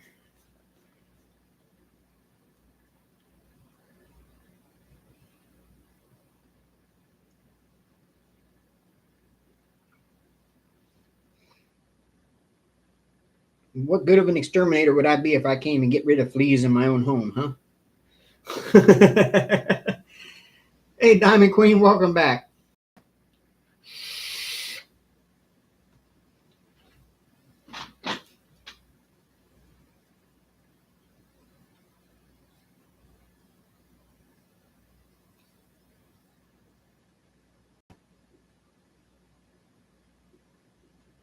See, I've got customers that I do flea treatments in their house, and then they call back and they're like, how come I'm still seeing fleas?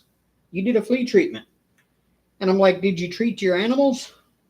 Well, no, I figured that the flea treatment would help.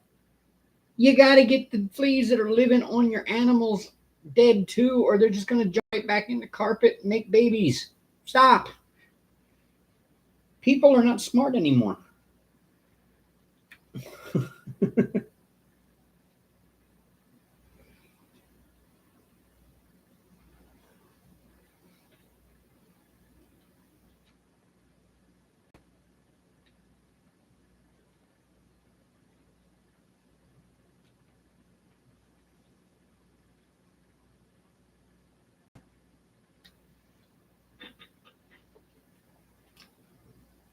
Tonight I am doing Suicide Bunny brand M squared.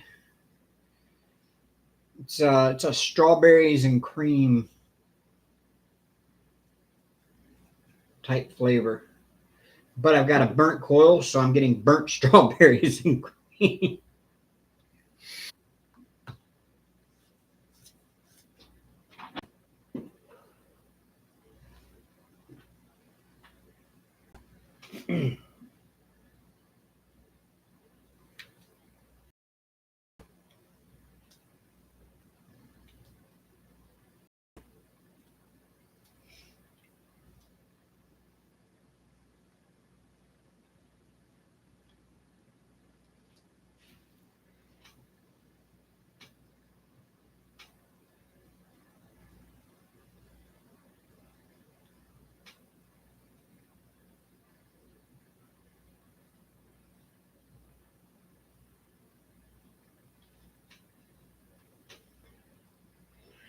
Yeah, no vape juice tastes good when it's burnt. The problem is if you get really sweet vape juice like cotton candies and stuff like that. Like there was one I used to vape all the time. It was called it was Humble Juice Company was the name of it, and this one was called Unicorn Treats. And what it tasted like, the flavor itself was actually, and it was spot on too. The on for like the first three hits, but there was so damn much sweetener in it that sweetener started burning on your coils like almost immediately. But the juice itself was a spot on reproduction of a handful of Lucky Charms marshmallows. Marshmallows, not the cereal and the milk, just the marshmallows. And it was so good. It was like my favorite juice, but you couldn't do more than 3 or 4 hits in a vape mod like this before it burnt on the coils, and that's all you got was like burnt coils. It was a coil killing juice.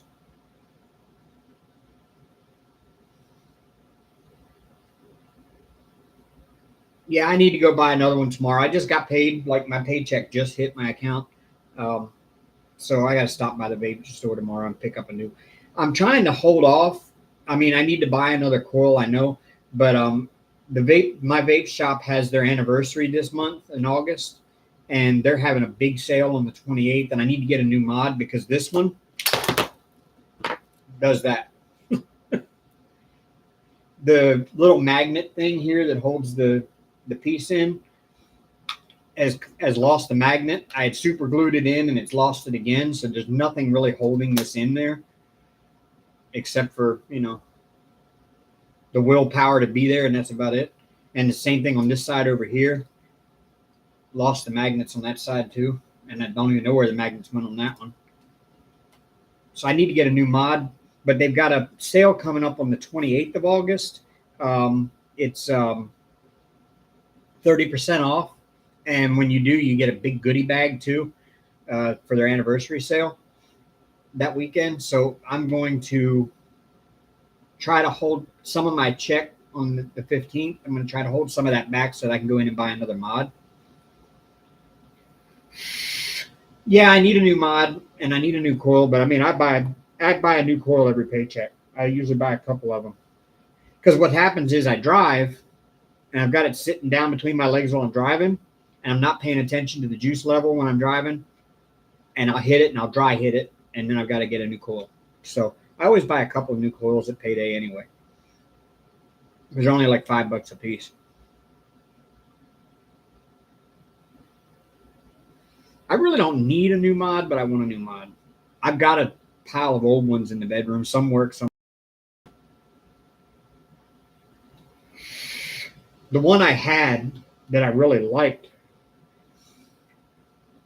it was outdoors stuff. Like it had like a rubber coating on the outside of it, and it's sealed shut on the bottom. It was like a bottom flip shut and open. It was a Geek Vape Aegis, and you put the batteries in the bottom and then clipped it shut, and it had a seal there, so it was kind of waterproof. Water couldn't get into where the batteries were, and it was an awesome mod.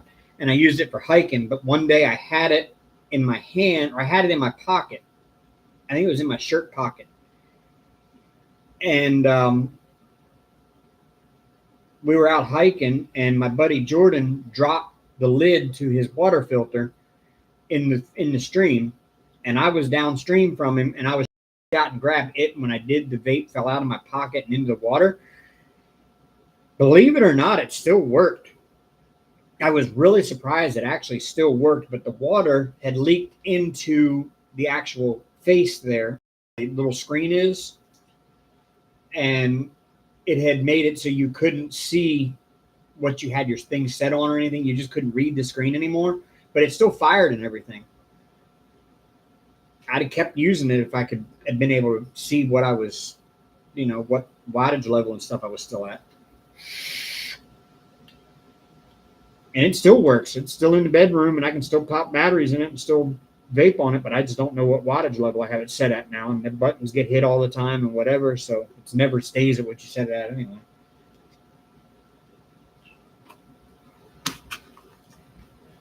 But that was an awesome mod. It literally got dropped underwater and picked back out. And it didn't hurt the coil or the juice that was inside, which I really thought that was going to happen if nothing else. And nope. I still used it the rest of that hiking trip for 2 more days before I came back in town and ended up buying another mod when I got back home.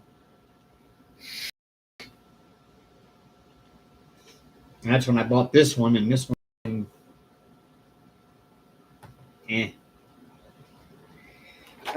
actually, I need to turn it down a little bit. I keep mine set right at 95. And I've got one battery that's showing is weird. I don't know why. My batteries aren't charging evenly anymore. Or they're not discharging evenly. But I've had these batteries for 2 or 3 years, so that probably explains it.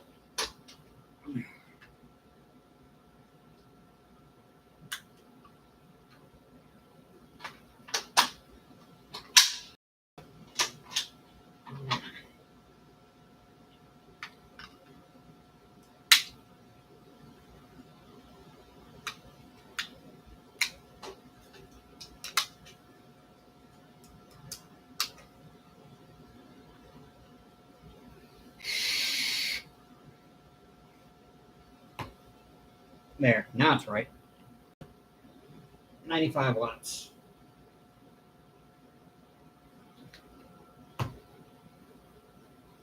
How are you? Hi.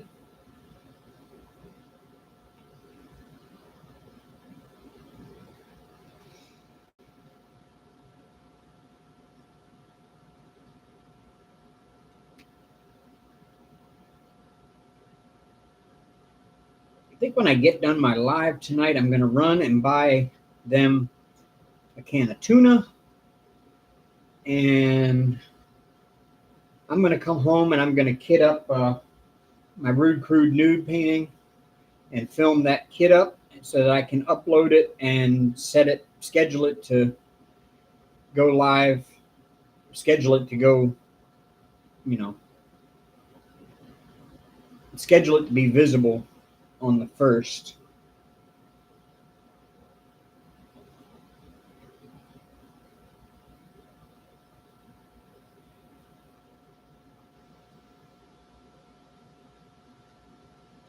And again, if y'all haven't checked it out, make sure you check down in my description.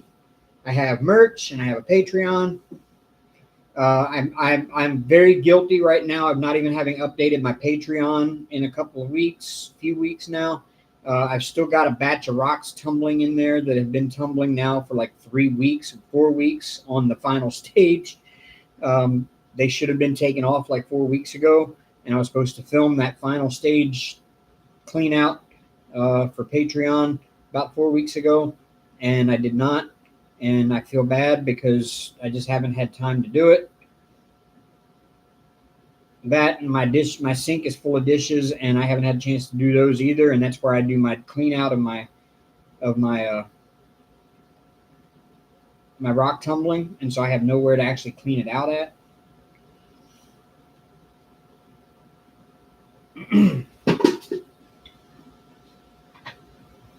Mine is I'll tell you in a second. It says it on the coil somewhere. Or it's supposed to. Oh yeah, there it is. It's Freemax 904L M4 mesh coil, 0.15 ohms, 70 to 110. So this is a 70 to 110 coil, and I've run it about 95. Yep, I will probably be at work. 95% of the time, if somebody's doing something, I'm at work. And if I'm not at work, I'm at home and I'm doing work for work.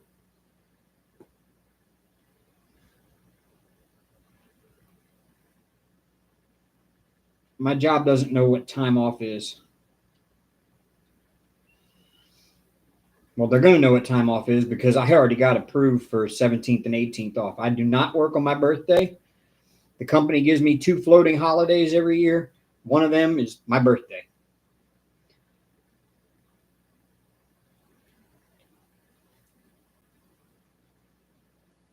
I can't remember the last time I actually did go to work on my birthday. Even if I'm not doing anything that day, even if I'm just going to sit at home in my underwear and eat Cheetos and veg out on YouTube, I do not work on my birthday. 17th of August. What you getting me? What you getting me? What you getting me?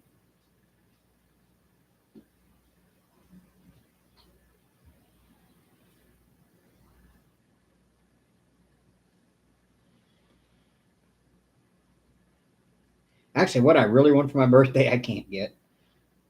It's way too expensive, and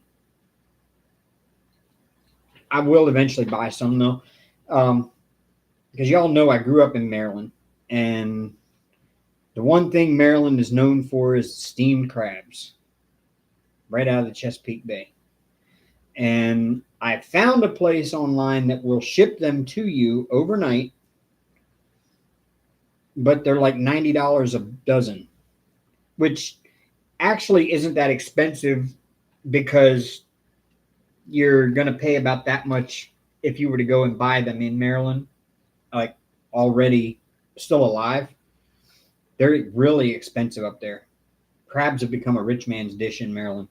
When I was a kid, you used to be able to go and buy a whole bushel of them for, 25, $30.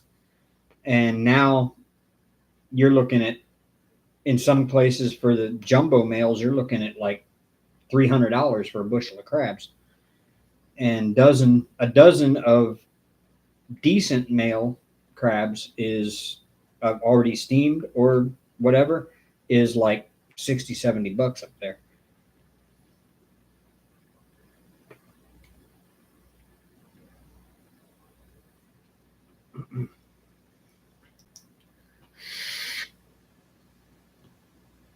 No, I have not, Bev. I haven't really been able to buy much of anything. I bought that tray. I bought my element tray here, but I did that back in June, uh, well before I even did that TEMU haul. But TEMU actually, they gave me $40 to spend for that haul, so that's why I ended up getting that. I just haven't bought hardly anything at all for myself.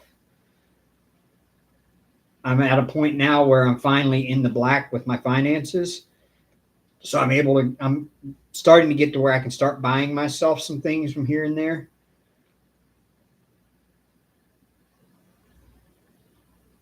So I will be soon being able to buy more things.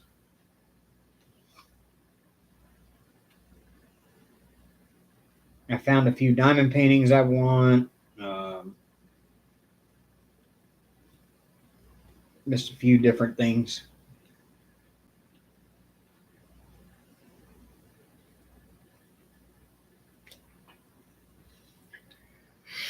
Oh man, I miss steamed crabs. Oh, that was my favorite.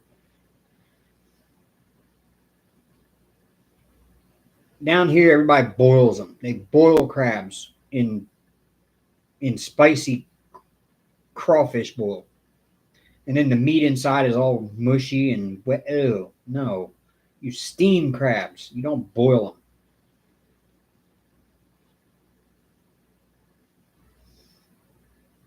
You boil crawfish. You can even boil lobster, and you can even boil like snow crab legs and stuff like that. But don't boil blue crab. You steam it, and then you cover it in JO seasoning or Old Bay. Most people use JO for cooking crabs, and you smother them in JO seasoning all over them when you're putting them in the steamer pot.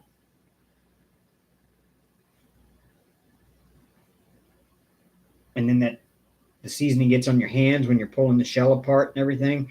And then you pull the meat out and you got the seasoning on your hands already. So you're seasoning the meat as you're eating it. That's the way crabs are meant to be ate.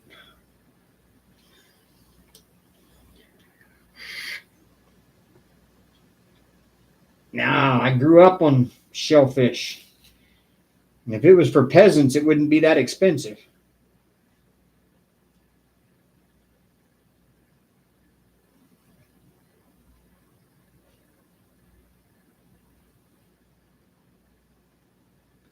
Used to be growing up in Maryland, anytime you had a gathering in the summertime, 4th of July, Memorial Day, Labor Day, birthdays, you always went and got a bushel of crabs. A bushel of crabs will feed, 12, 13 people.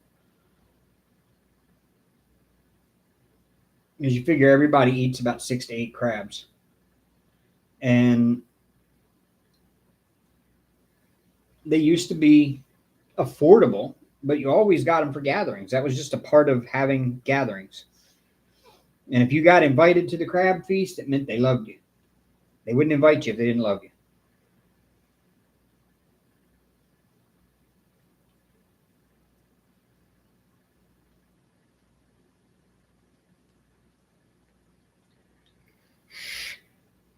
But now nobody can afford to do it. Now it's just a rich man's thing. Crabs are like a delicacy. There's a couple of guys I follow on YouTube. One of them is FV Southern Girl is the name of it. His name is Luke, and he's a young guy. He's like 20. He's like 20, 23 or 24 years old, and took over a crab boat, and he's making a good living for himself there in Chesapeake. And then his mentor is also now a YouTuber. He got his mentor into doing YouTube. I think it's called the FV Miss Paula. That channel.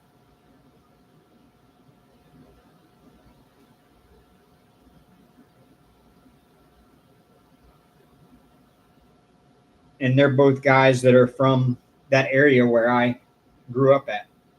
And so it's like a little taste of home watching their channel.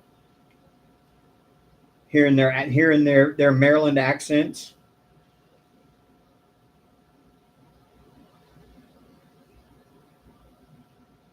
And then seeing a lot of the places that I knew and remember. I need to go back up there. That's all I need to do. I need to go back up there and visit. I've got two cousins that live up there still, and they're about the only family I've got left up there.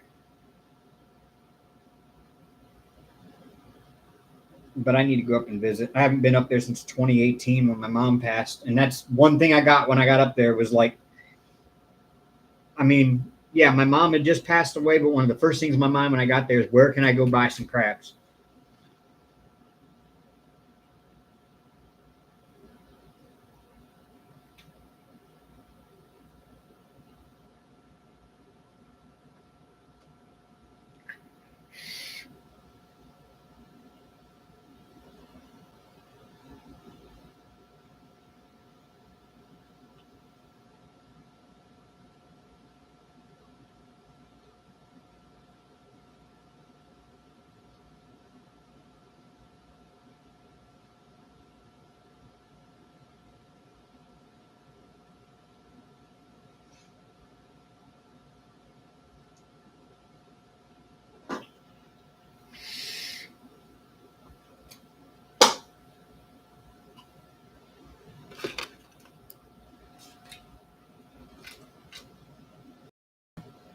Thanks, Christy.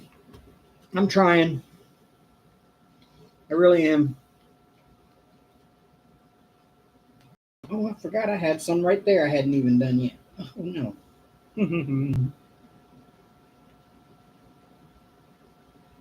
I missed a whole section of 310s right there. Did you see that? How dare I?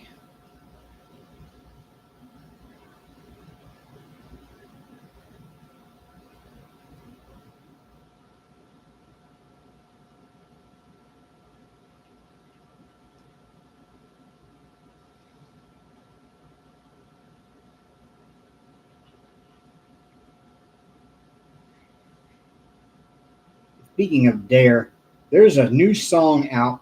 She's a YouTuber. Her name is Sophie Burrell. Don't know if any of y'all have ever watched her or heard of her. She's a guitarist. She's like, she does like guitar covers and stuff on YouTube. She is like really, really good. And she just recently formed a band and they put out their first single. Y'all should, if you're into like a harder rock, it's not like, it's kind of like Hailstorm type rock. If you know what who Hailstorm is. She is the lead guitarist and the lead singer now, and their music is phenomenal.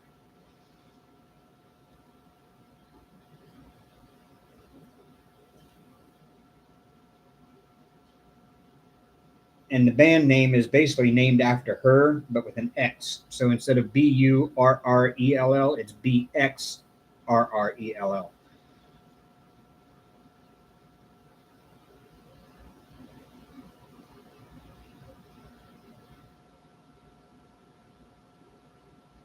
Y'all should really check it out. I really hope that band goes somewhere because they're good. And she's got Lizzie Hale type voice too to go with it.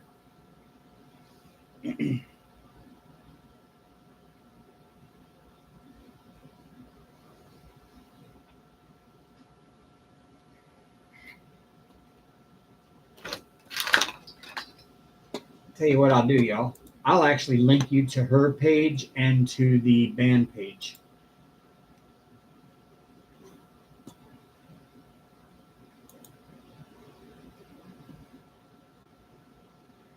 I think I know why my sound was cutting out. My computer is running super, super slow. I'll link it for you. Yeah. Oh.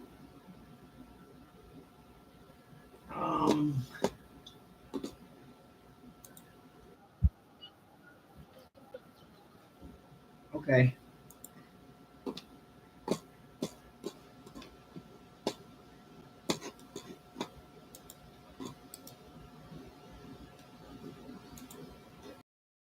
Hank, you are in the way, buddy.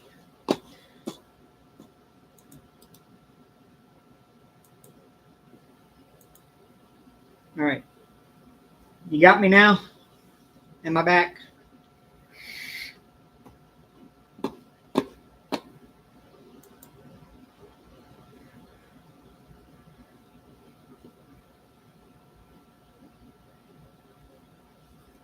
Okay, that is Sophie's page. And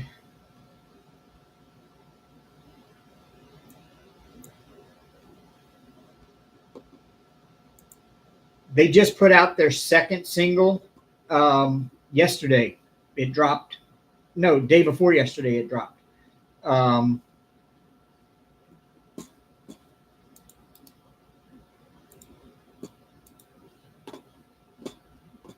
This is the band.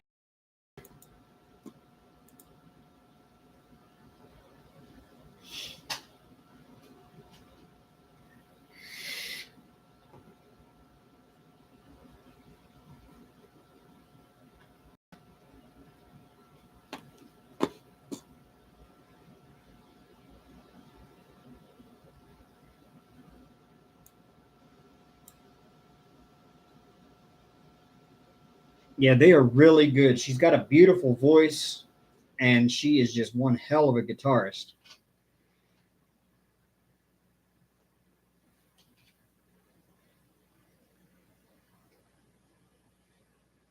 I just kind of came across it by accident. I was looking at guitar videos, and she popped up in the recommended, so I just kind of checked it out, and I was like, oh, wow. She's like really, really good.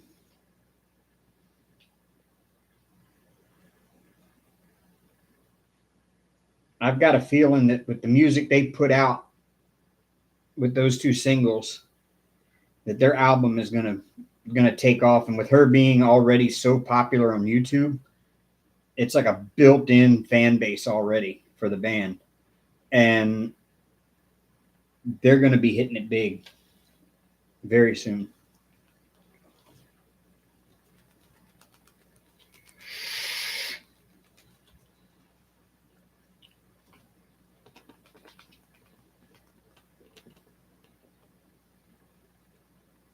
You gonna live, Hank? You gonna live? I'm gonna tell y'all what. These damn flea collars. You don't like me messing with it. These damn flea collars. You buy them at PetSmart. They don't work. The fleas actually live under the flea collar.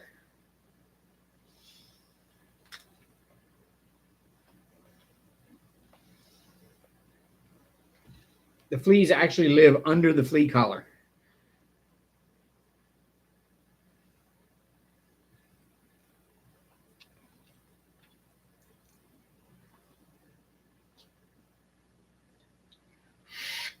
He has done scratched there so much that he's got himself little raw spots up underneath here, like underneath of his in the front, like where my Adam's apple would be.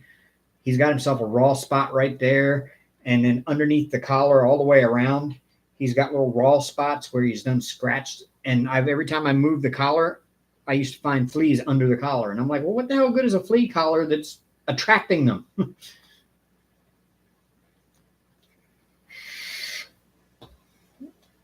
Diamond Queen, it probably wasn't your end, to be honest with you. I should have restarted my computer before I went live. I'd been doing some work on it earlier, and I'd been uninstalling some stuff and moving some files around and clearing up space and everything. And right now my computer is super slow. Like when I switched over to get the links that I just posted up there, when I switched over, it sent me into hamsters. My end. I did. I got some flea medicine. I'd already put the flea medicine on them, but I bought the flea medicine and the collars at the same time. So I bought the flea medicine, put it on them, and then I put a collar on too. And the collar ain't done nothing. In fact, the first batch of flea medicine I bought was supposed to be, it's like the PetSmart brand of Frontline, which is the exact same formulation and everything. I looked at the package, and it didn't even work. It's like fleas don't care. Fleas don't care about the stuff we use. Luckily, being an exterminator, I've got some super duper heavy duty stuff out in the truck that does work. I can't spray it on the cats, but I can spray the carpets really good with it, and it does work. Just the cats, just nothing seems to work. But I did pick up some of this, the Hearts Ultra Guard, and that does that on them last night, and I haven't seen a single one walking around on Hank anywhere today. And Arya hasn't been scratching at all, so.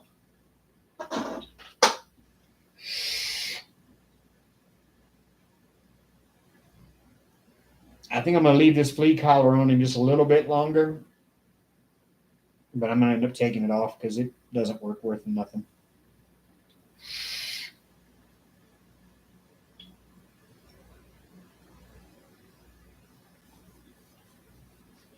Nope, they don't, Christy. That's why everybody tells me I got to get the stuff from the vet. Well, the problem is that stuff from the vet costs like a lot of money. And I can't afford that lot of money stuff from the vet. I've got to think about. I found a place here in Tuscaloosa now that I don't have to like put her on a truck that comes and gets her and takes her away for a day. I can take her right up the road here to it's just called the Animal Medical Center is all it's called. And $5. So I think I'm going to take her up there and get her fixed, get her shots. I should take Hank up there and get his shots too, because he hasn't had his since I got him. He had him right before I got him. He had gotten his shots at the shelter before I got him, but he hasn't had them since.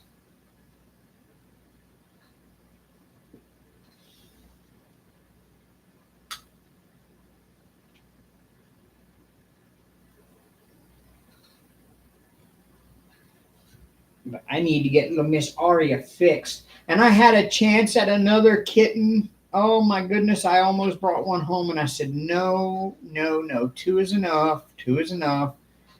I have to stop myself or I would end up with a house full of cats. You know, you've heard of the crazy cat lady. I'm going to be the crazy cat man. I can see it coming. I'm going to be the lonely old cat man just sitting here in the house surrounded by cats.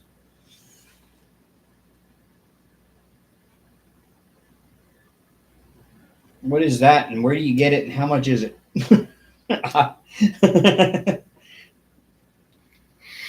No, they don't, Christy. They have other. That's all they need. That's all I can afford, and I can barely afford the 2 I have. I can't add another mouth to feed. I can only afford to keep filling 1 litter box, not 2.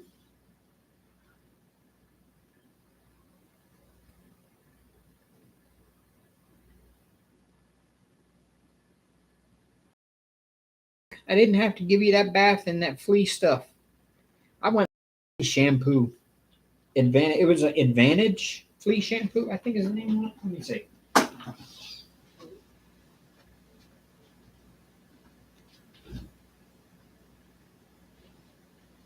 Yeah.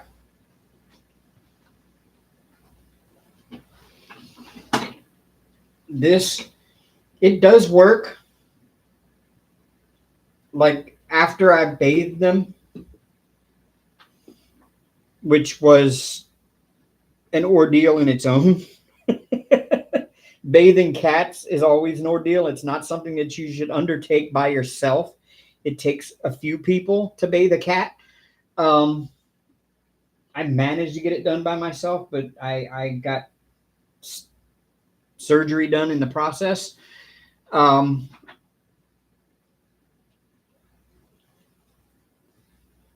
but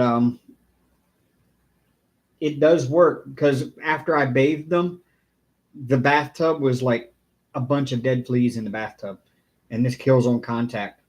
So it worked really well.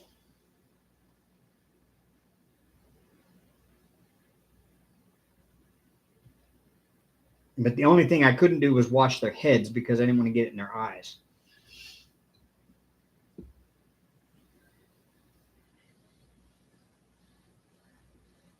Yes, of course. Please do, Odd. Yes. I'll keep that in mind in case we get infested here again. I think I've pretty much got the infestation under control now. So,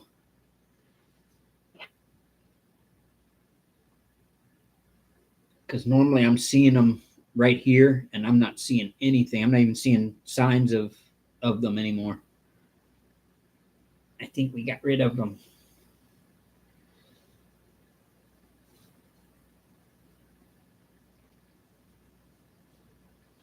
Well, I'd rather be dead ones than live ones, Christy.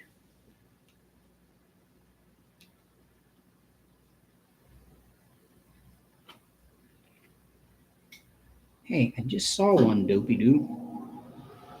I thought maybe I was wrong. Okay, maybe not.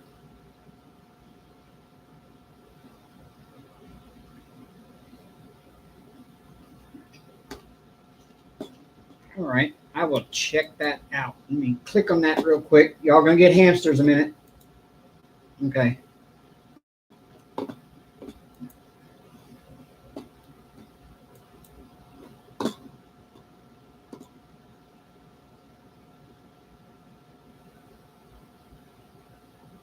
Whew.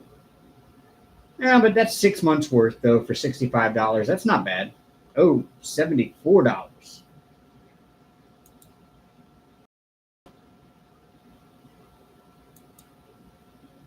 Oh, it's 65 if you subscribe and save.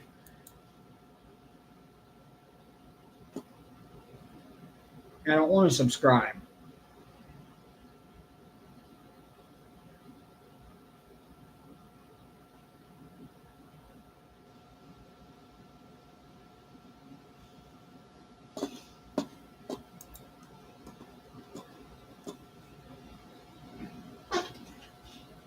But $65 or $70 isn't bad for 6 months worth of. Well, actually, for here that would be 3 months worth of treatments because I'd have to use one tube for each, for each cat each month. So that's only 3 months worth of treatments for me. I always got to think that way when I'm buying stuff like that. It's like, okay, I got to do both of them. So a 6 month supply is actually only a 3 month supply.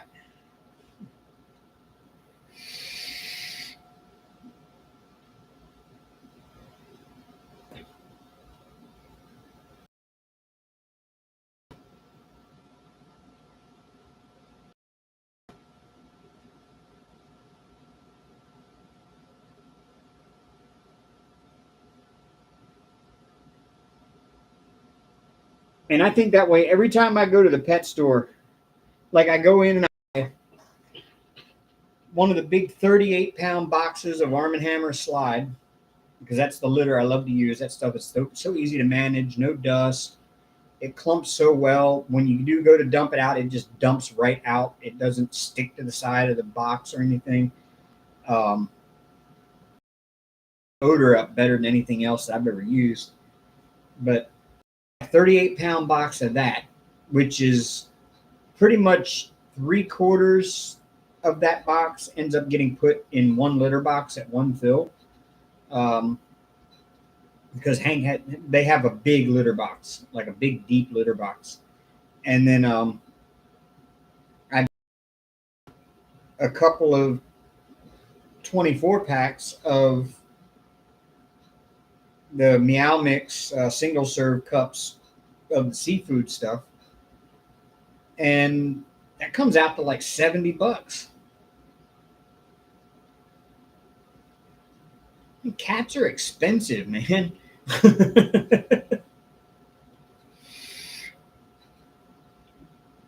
Figure such a small animal, they wouldn't be that expensive. Man, cats are ridiculous expensive.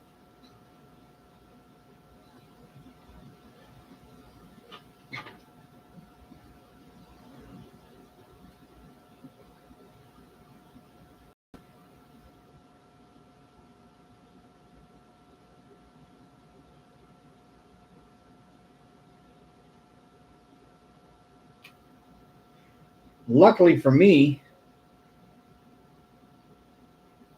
Hank only likes the cheap food, so I don't have to feed him that expensive Sheba or any of that really expensive food because he will turn his nose up at it. He don't like it. He likes the cheap ass Meow Mix or Friskies.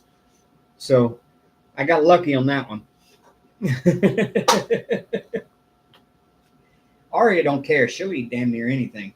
But Hank is just picky, man. He doesn't like anything but that Meow Mix or Friskies. He won't touch. And I prefer the Meow Mix because it comes in the little single serve plastic cups. You just peel the lid off and set it down on the floor and let them eat it, and then you just throw the plastic cup away. So it keeps me from having to wash a cat dish all the time, and it's got rotten wet food in it. Ugh.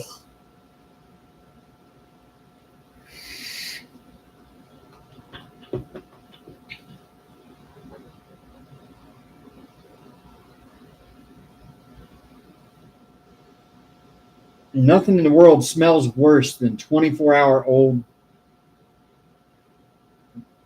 cat food.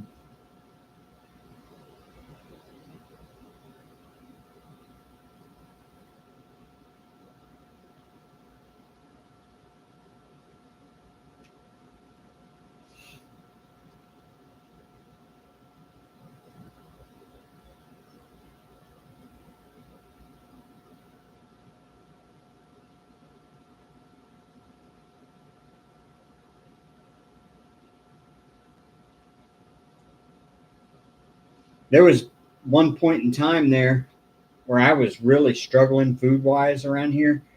I didn't have anything in this house for me to eat. But you better believe these, when it came down to it, I had just enough money I could either go buy myself some groceries or buy them another case of food because they were running out. I went and bought damn food for them before I bought food for myself.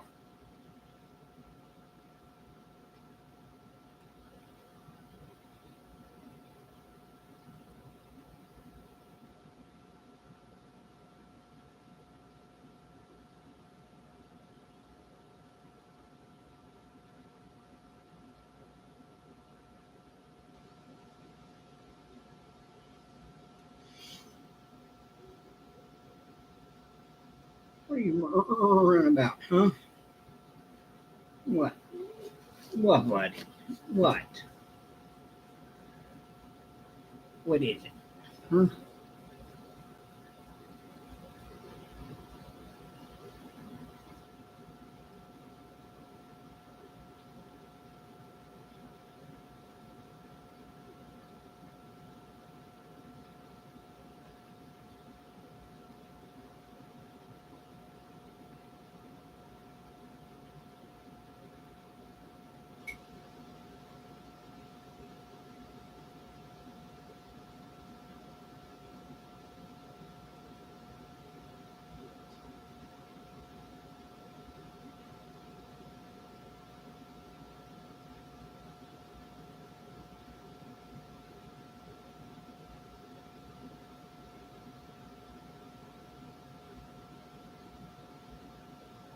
There you go.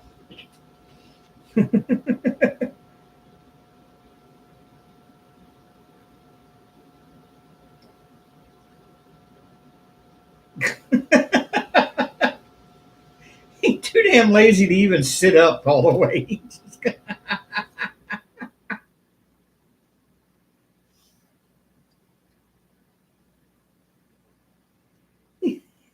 You silly cat. And he's got that one fang that sticks out on one side like that all the time when he's resting. It's so cute. He didn't have that before. That's something new. That's recently just started.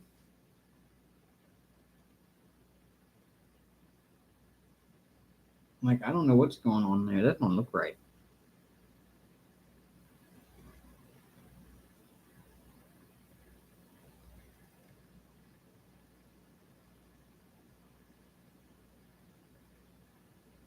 Maybe I need to go get you checked, buddy.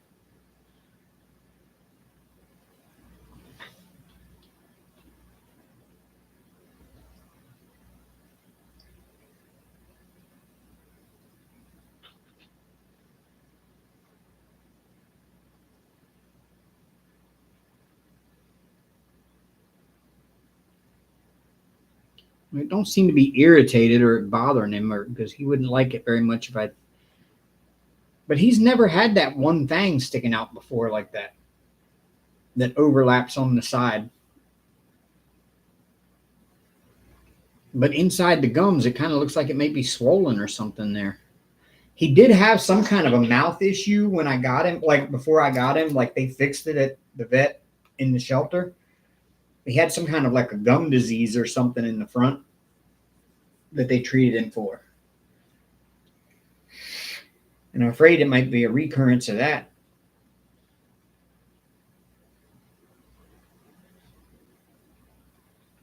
Oh, a shorter bar for your nose jewelry. Can't say I know what that's like because I've never had nose jewelry. The only thing I have ever had pierced was my left ear.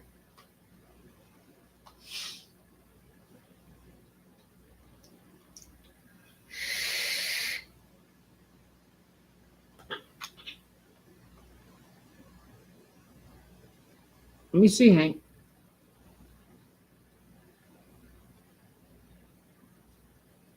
Let me see. Let me see. Come here. No. Okay. We're not going to let me look, huh? Are we? Yeah, stretch. Yep. And flop over. Okay, now I can see the other side.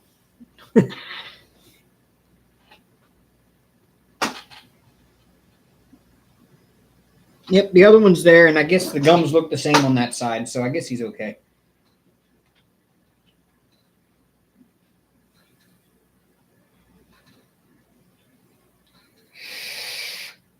It must have been just the way he was holding his mouth. But I've been noticing he does that a lot more lately with that one side. The fang on the one side hangs outside the bottom lip, and the other side stays inside.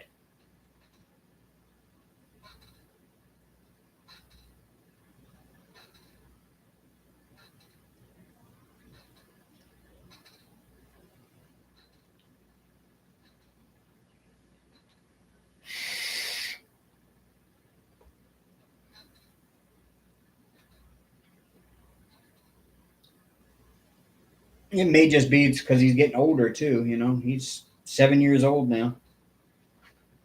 Old man. Old man Hank. Old man Hank. Yeah. Yeah. Oh.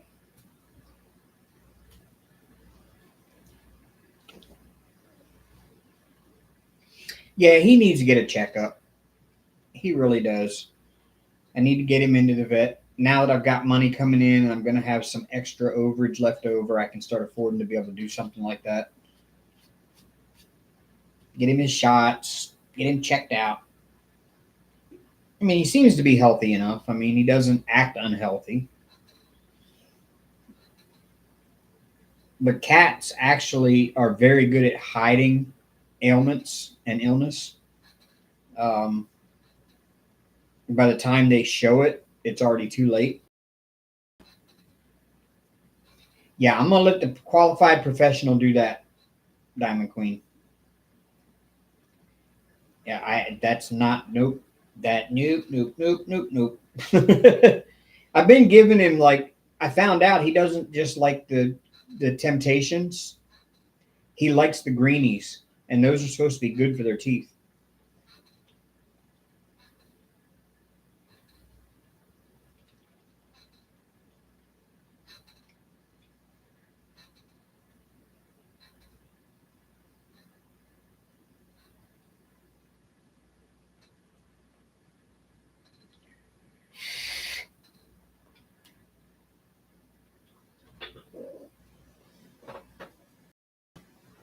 Oh, put that down. Don't nobody want to see that.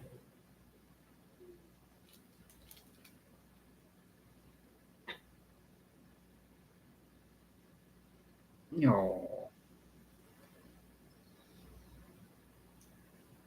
I love how he puts his paw under his face when he lays down. It's so cute.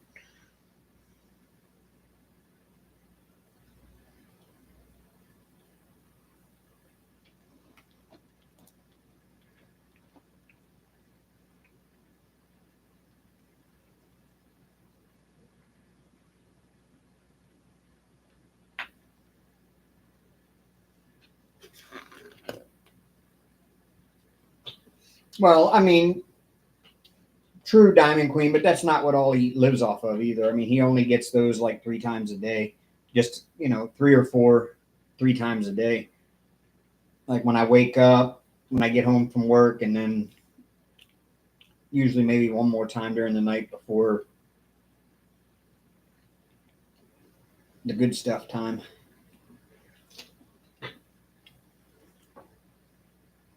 Oh, oh, I just saw a live one. Oh, oh, oh, oh, oh, oh.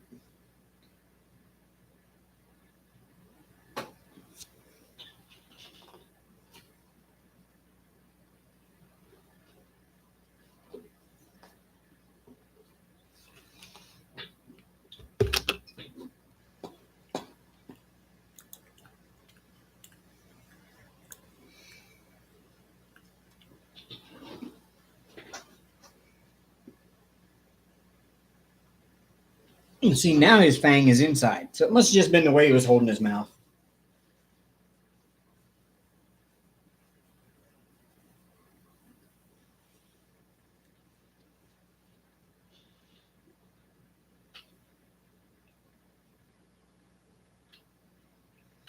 Thank you, Christy. Thanks for coming in.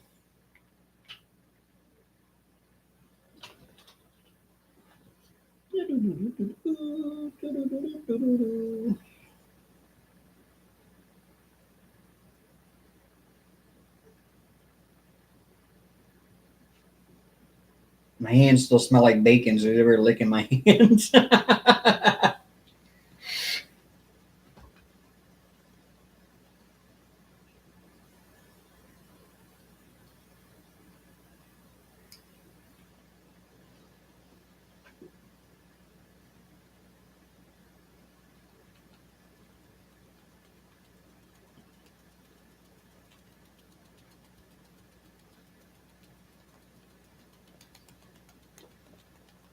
Did you get it? Huh? Did you get it? Hmm? Did you get it? Yeah. Okay. Oh, Hank's doing the little let me reach out and touch you because I want you to pet me thing.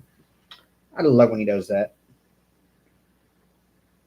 He comes over to the edge of the desk and he looks right at me and then he reaches up with his paw and touches me.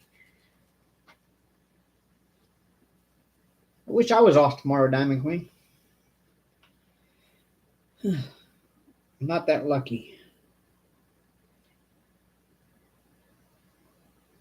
In fact, my first appointment tomorrow morning is at like 8:15 in the morning.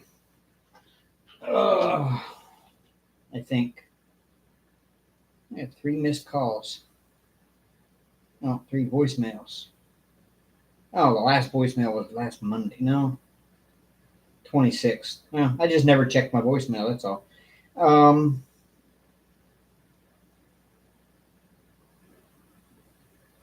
first appointment is 8:15 in the morning.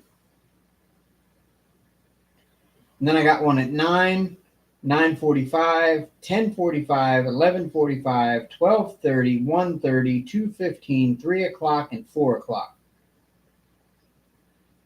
And then I've got one more customer that I've been having a hard time getting a hold of all month that won't return my calls or nothing. I'm going to have to swing by her house after that 4 o'clock appointment is over and try to see if she's at home. And if so, I can spray her house. If not, then I'm going to skip her this month and she can kiss my ass.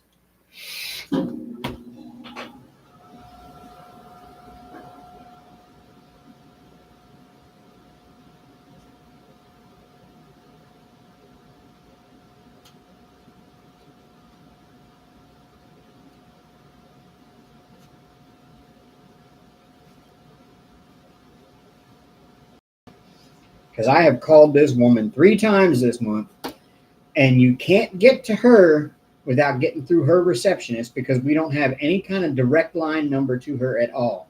The only number we have to get a hold of her takes to her business that she owns. She owns a construction company. And every day I call and I ask for her, the receptionist is like, she's not in right now. Can I take a message? Yes. The same message I asked you last week to take. I need to speak with her to get her scheduled for her pest control. Okay, I'll go put it on her desk right now and I'll have her call you as soon as she comes in. Never hear back. Call back next week. Same thing. And then Friday, I actually called Friday and I was like, look, I need to get her done by the end of the month. And Friday or Monday is the end of the month. I can fit her in at the very end of my day. I can come by there at like 5 o'clock in the evening. I can take care of it for her, be in and out pretty quick. The guy was like, you know what? What is your direct number to call you back at? And I gave him my number. And he says, I'm going to call her right now and find out if you can come by there Monday. And if so, I will call you right back. And I'll let you know what she says. I said, okay. He never called me right back. So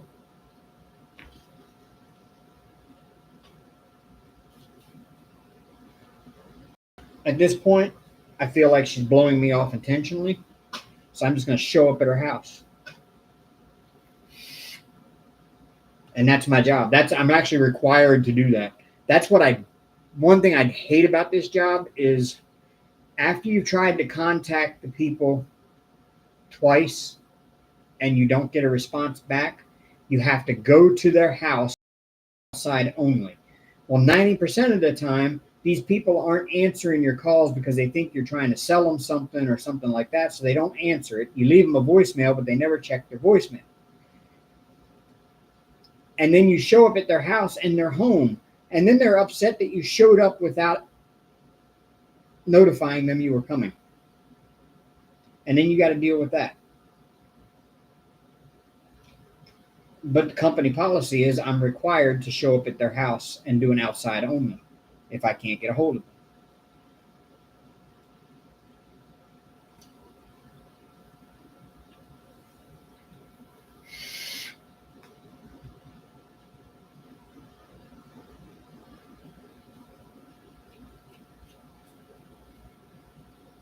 But chances are I'm going to show up at her house. She won't be home. And she's got 2 dogs that she lets run loose outside because she lives way out in the country, way off the road on a long lane with a lake out front. And so chances are she won't be home and those dogs will be outside loose running around. So I won't be able to do the house anyway. So I'll get to skip her. Because we're not allowed to perform service if the dogs aren't put up. Because if I get bit by a dog, I get fired for it. The responsibility is on me to not get bit by the dog. I'm not supposed to do any service whatsoever if their dog is not in a kennel, cage, or tied up to where it can't get to me. Or put in it's separated from me. I don't really follow that rule for most of my customers because most of my customers, their dogs are really friendly. some of them overly friendly. But there's a few customers I pull up at that house, and if that dog is loose, I ain't getting out the truck. One of them is a guy that's got this big, mean-looking pit bull. I mean, mean-looking pit bull. It's got the whole bowed front legs. It looks like it's made of pure muscle. And as soon as you pull up in the yard, that dog starts barking and snarling and drooling. Nope, Dave ain't getting out the truck.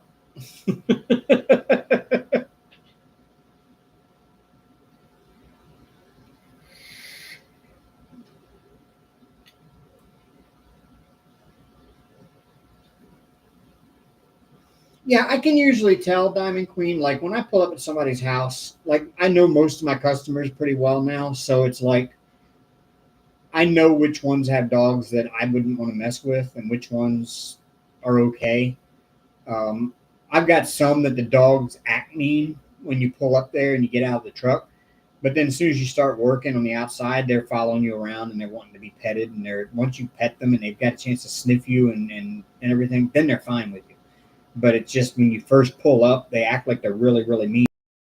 So well now that I don't let them bother me.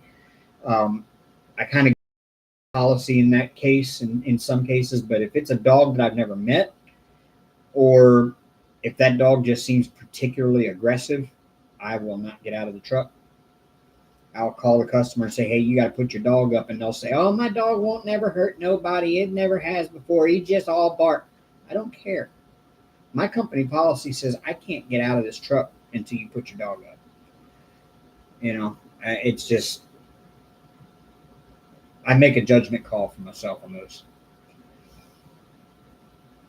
Because we've had plenty of times that the customers said, oh, that dog won't hurt nobody. And they got bit.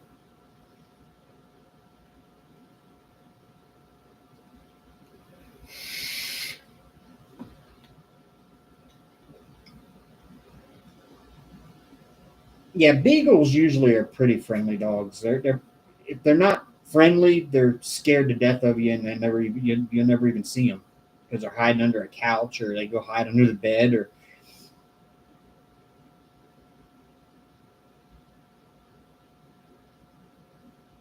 But yeah, my company policy is you do not perform service until dogs are safely locked away to where they can't get to you. Once that's the case, then I'm free to do whatever I need to do in that house. But company policy says I'm not supposed to take care of the house without the dogs being locked up somewhere. Most of my customers that know that they have to do it, they they meet me at the door and they're like, "Yeah, the dogs are in the back bedroom back there. Don't go in there." Okay. Even though the dogs wouldn't hurt me and I know they wouldn't, they just still do it because they know that the company requires it.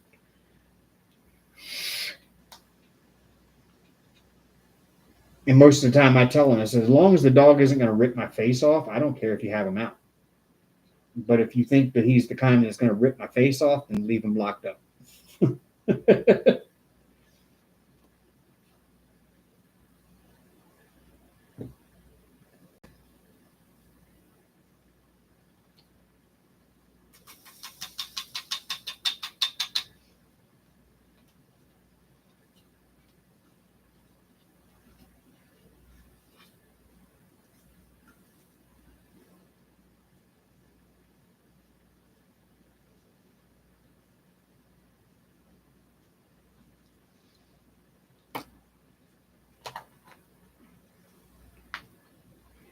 Yeah, that's what most of my customers' dogs do. They follow me around wanting attention.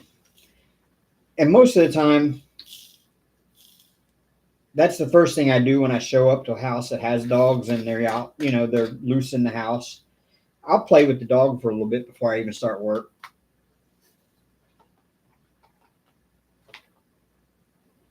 And the whole time they're trying to get their dog away from me, like, come on, leave him alone. Come on, get over here. Come on, leave him alone. I'm like, no, he's fine.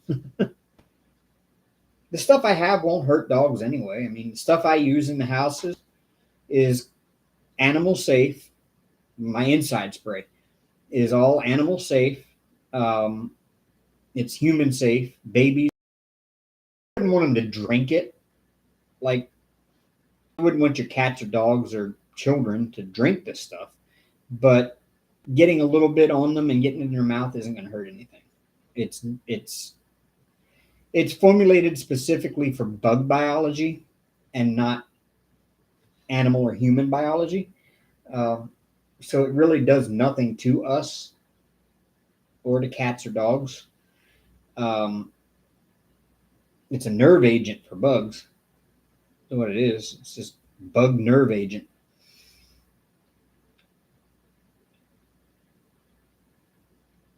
Diamond Queen, can I tell you this?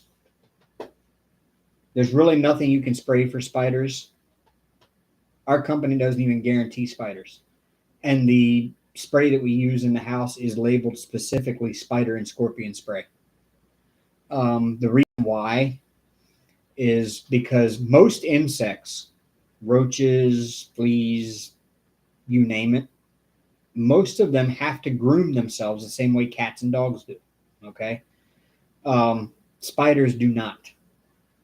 And that's how that's how most exterminator spray works. It works off the bug's need to groom themselves in order to kill them. And spiders do not groom themselves. So they're very, very hard to kill with any kind of exterminator spray. It's just an unfortunate circumstance of how spiders live that we can't. And we can't even guarantee it. Because that's one of the biggest complaints most of my customers have is spiders and scorpions. And yes, we have a big scorpion problem around here. In fact, this year is probably one of the bigger complaints I have this year so far this summer has been scorpions. And it sounds weird, but we still spray, but we just don't guarantee it like we do. I mean, we can guarantee roaches, we can guarantee ants, we can guarantee wasps and bees, but we can't guarantee spiders. But the chemical we use for spiders is it's called Onslaught Fast Cap. And what you want to hope for is when you're spraying for spiders that the spider actually has some captured food in his nest or in his web already, so that you can spray that and then the spider can eat it, and that would get to him.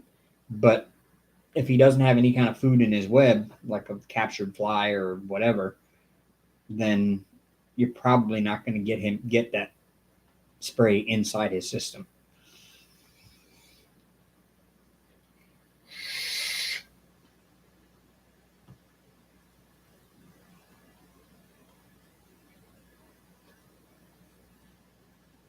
And now the stuff we use works really well on scorpions, but not spiders, even though it is a spider and scorpion spray.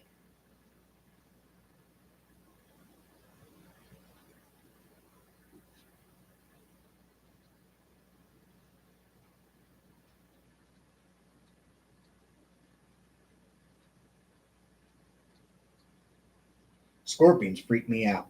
I swear. They are the creepiest looking creatures in person. They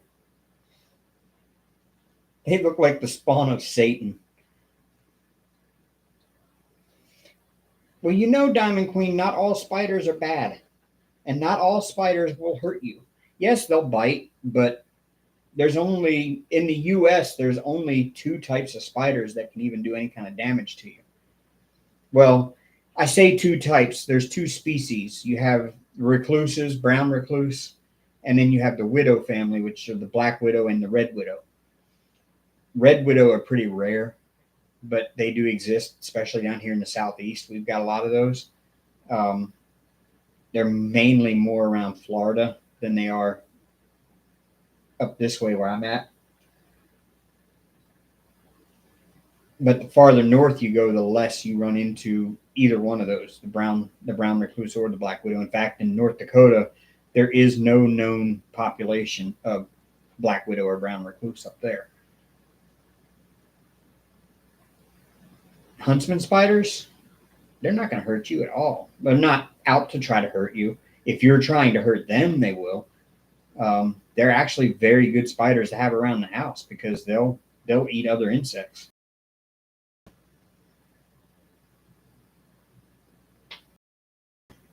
It's a pretty well-known fact that people that have spiders in their house probably won't develop a roach issue.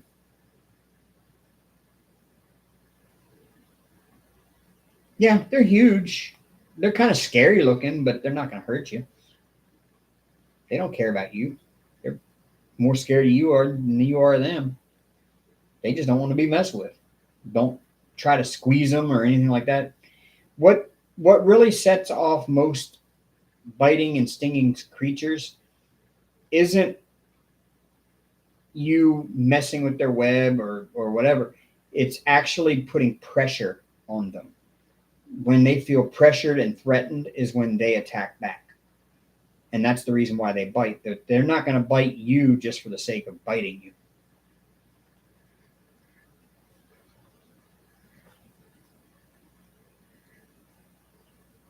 And the same thing goes with a black widow or a brown recluse. You can actually hold a black widow in your hand and let it crawl around on your hand. As long as you're not like trying to squeeze it in between your fingers or hold it with your fingertips like this or squeeze it in between your finger. A black widow won't bite you. It'll just crawl around on your hands, checking things out. I mean, I don't know too many people that want to try that, but yeah, as long as he doesn't feel threatened like you're trying to squish him, he's not going to mess with you.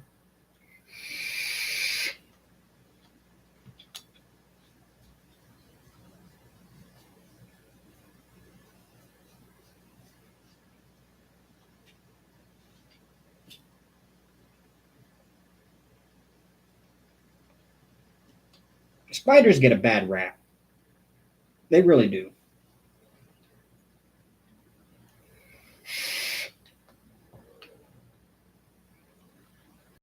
And snakes, for that matter, do too. There's not that many species of snakes in the U.S. that can kill you. You get rattlesnakes, copperheads, and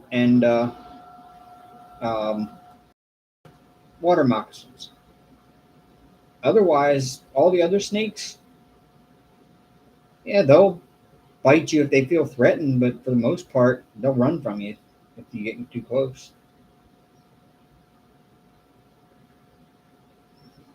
Yeah, he tried to hold it. He probably picked it up between his fingers, and it felt threatened. But if you have a black widow and you just put your hand down and let it crawl up onto your hand, and then don't try to hold it still. Just let it crawl. And if it comes over this way, you just roll your hand over like that so it has a place to go. And if it comes back over this way, you roll your hand back up. So that's all you got to do. And he'll never bite you. But you let it come to you. You don't try to pick it up and put it somewhere, That's when it bites.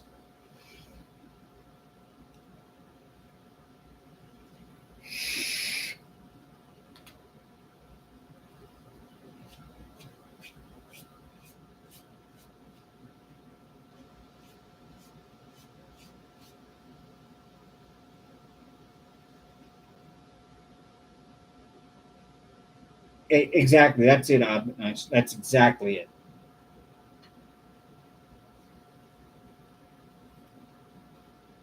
Yeah, there's a YouTuber I watch that does that. He goes out he actually did the experiment on his channel. He made a black widow bite him just to see what would happen. Kind of stupid thing to do for YouTube, but he is already, kind of an expert in spiders. And he let a black widow bite him, and it was unpleasant for a few days for him, but he lived.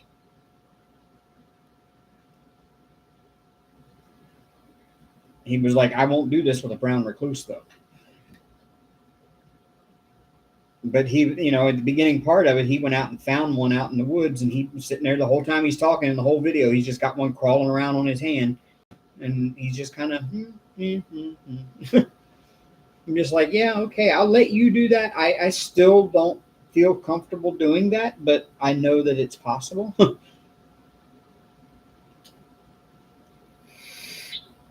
Yeah, no, that you can keep that, Diamond Queen. No, I'll keep non-venomous snakes all day long. I would keep that, but I don't understand people that keep venomous snakes as pets. No, no, no, no, nope. Because they are unpredictable, and you can think everything's just perfectly fine with them, and all of a sudden it just having a bad day and turns. Nope. There's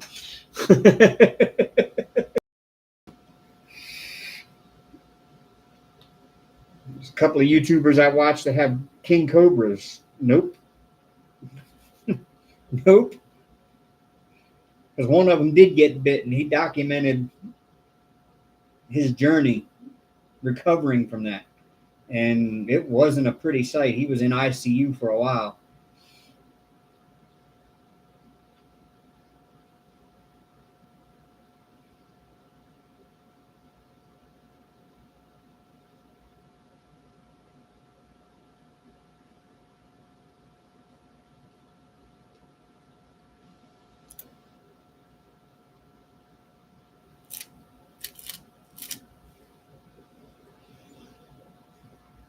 Yeah, most snakes are, but yeah. Well, I don't know. I would get a python. I'd get a Burmese or a ball python if I had the chance and I had the place for it. The only problem is having cats, and those get bigger. Your cat becomes more appealing as dinner for the snake, and if that snake ever got out, I'm afraid that I would lose a Hank or an Aria, and I'm not prepared for that. So,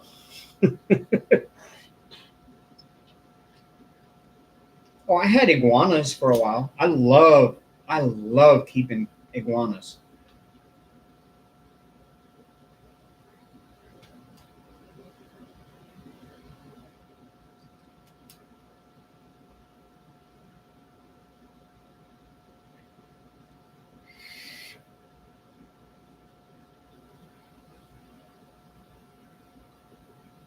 You should really try iguanas. Odd. They're very docile.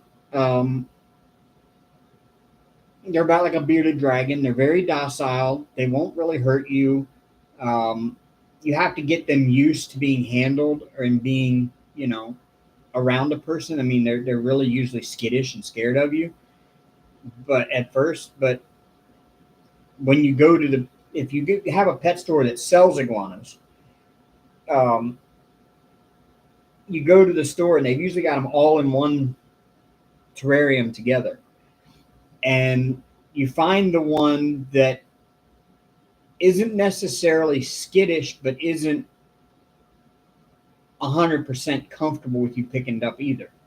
Because if he's 100% comfortable with you picking him up right off the bat as a baby, then there's something wrong with it. That means he's not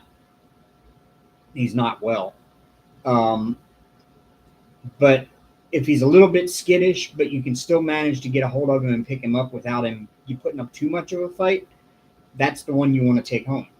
And then you just have to have the right enclosure especially for an iguana. You have to have the right enclosure with the right heat zones and temperature zones inside. And they're a little bit more work. And then they have to have a special diet. That's why a lot of pet stores don't sell iguanas anymore, because people were buying them not realizing what kind of care they actually needed. They were buying them as pets for kids, and they weren't getting taken care of properly, and they were dying in droves as pets. And so a lot of pet stores won't sell iguanas anymore.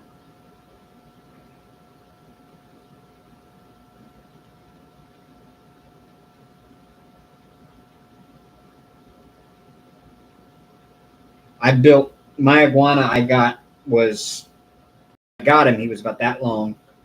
Um, he lived to be about that long, and he got out of the cage one time while I was gone, and my ex sister in law's cat ate him. but I had built him a PVC cage.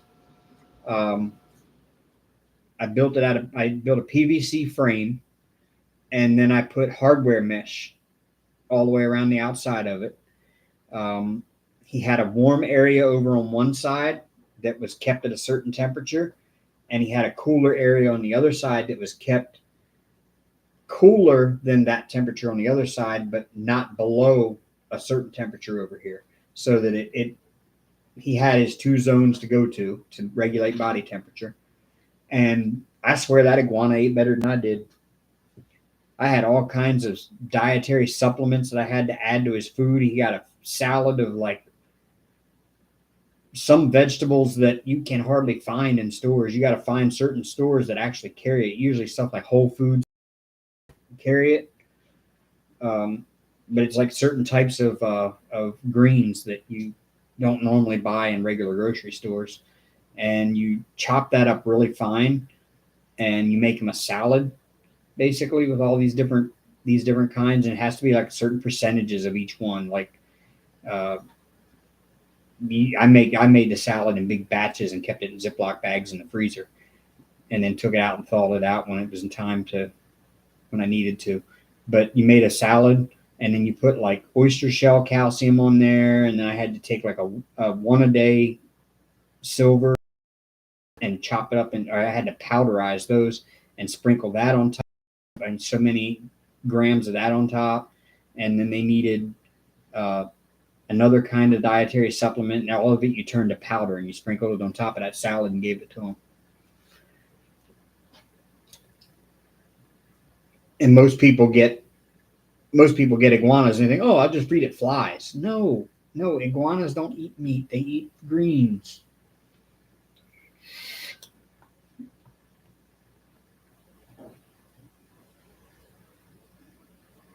And they need certain vitamins in their food that they don't get.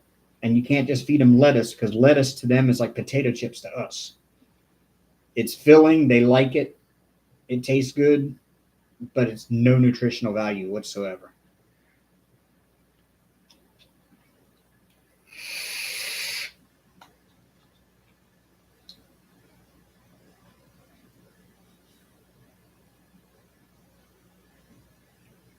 Yeah, reptiles are a special thing. They're hard to keep.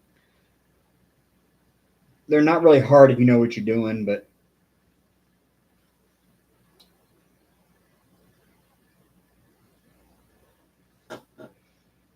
all right, y'all. It's been 3 hours and 9 minutes. So it is time for me to say goodnight. So I can go to the store and get little fuzzbutt here. Some stuff. Yeah.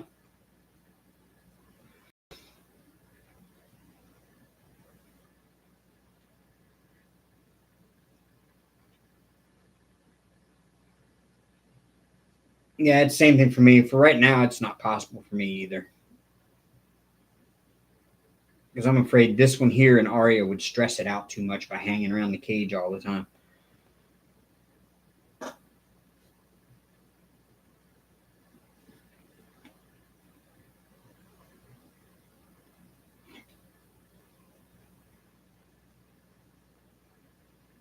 Yep, I got to go get him his tuna. He's getting good tuna tonight. Mm-hmm. Yep. All right, y'all. Y'all have a good week. Thanks for coming in tonight. Well, I won't see y'all next weekend. Next weekend, I will be in Tennessee. Chances are I will not be home in time to go live next weekend. Um, unless things change and I don't end up going, which I'll be very upset about if I don't. But yeah, you probably won't see me next weekend. So the weekend after, I will be in the weekend after. Let me see. Let me look at my calendar. Um, for August. Yeah, yeah, end of the 12th and 13th. But then the following weekend, if things hold out the way they should, I will be I'll be going on a hiking trip from the 17th to the 20th. Now, I may be home on the 20th in time to go live. I don't know. Just depends on what time I get out of the woods and what time I end up getting home. Because I'm planning on going to the Smokies, and that's a 5-hour drive away. So depends on what time I get out of the woods and get on the road and head back home as to whether I go live or not.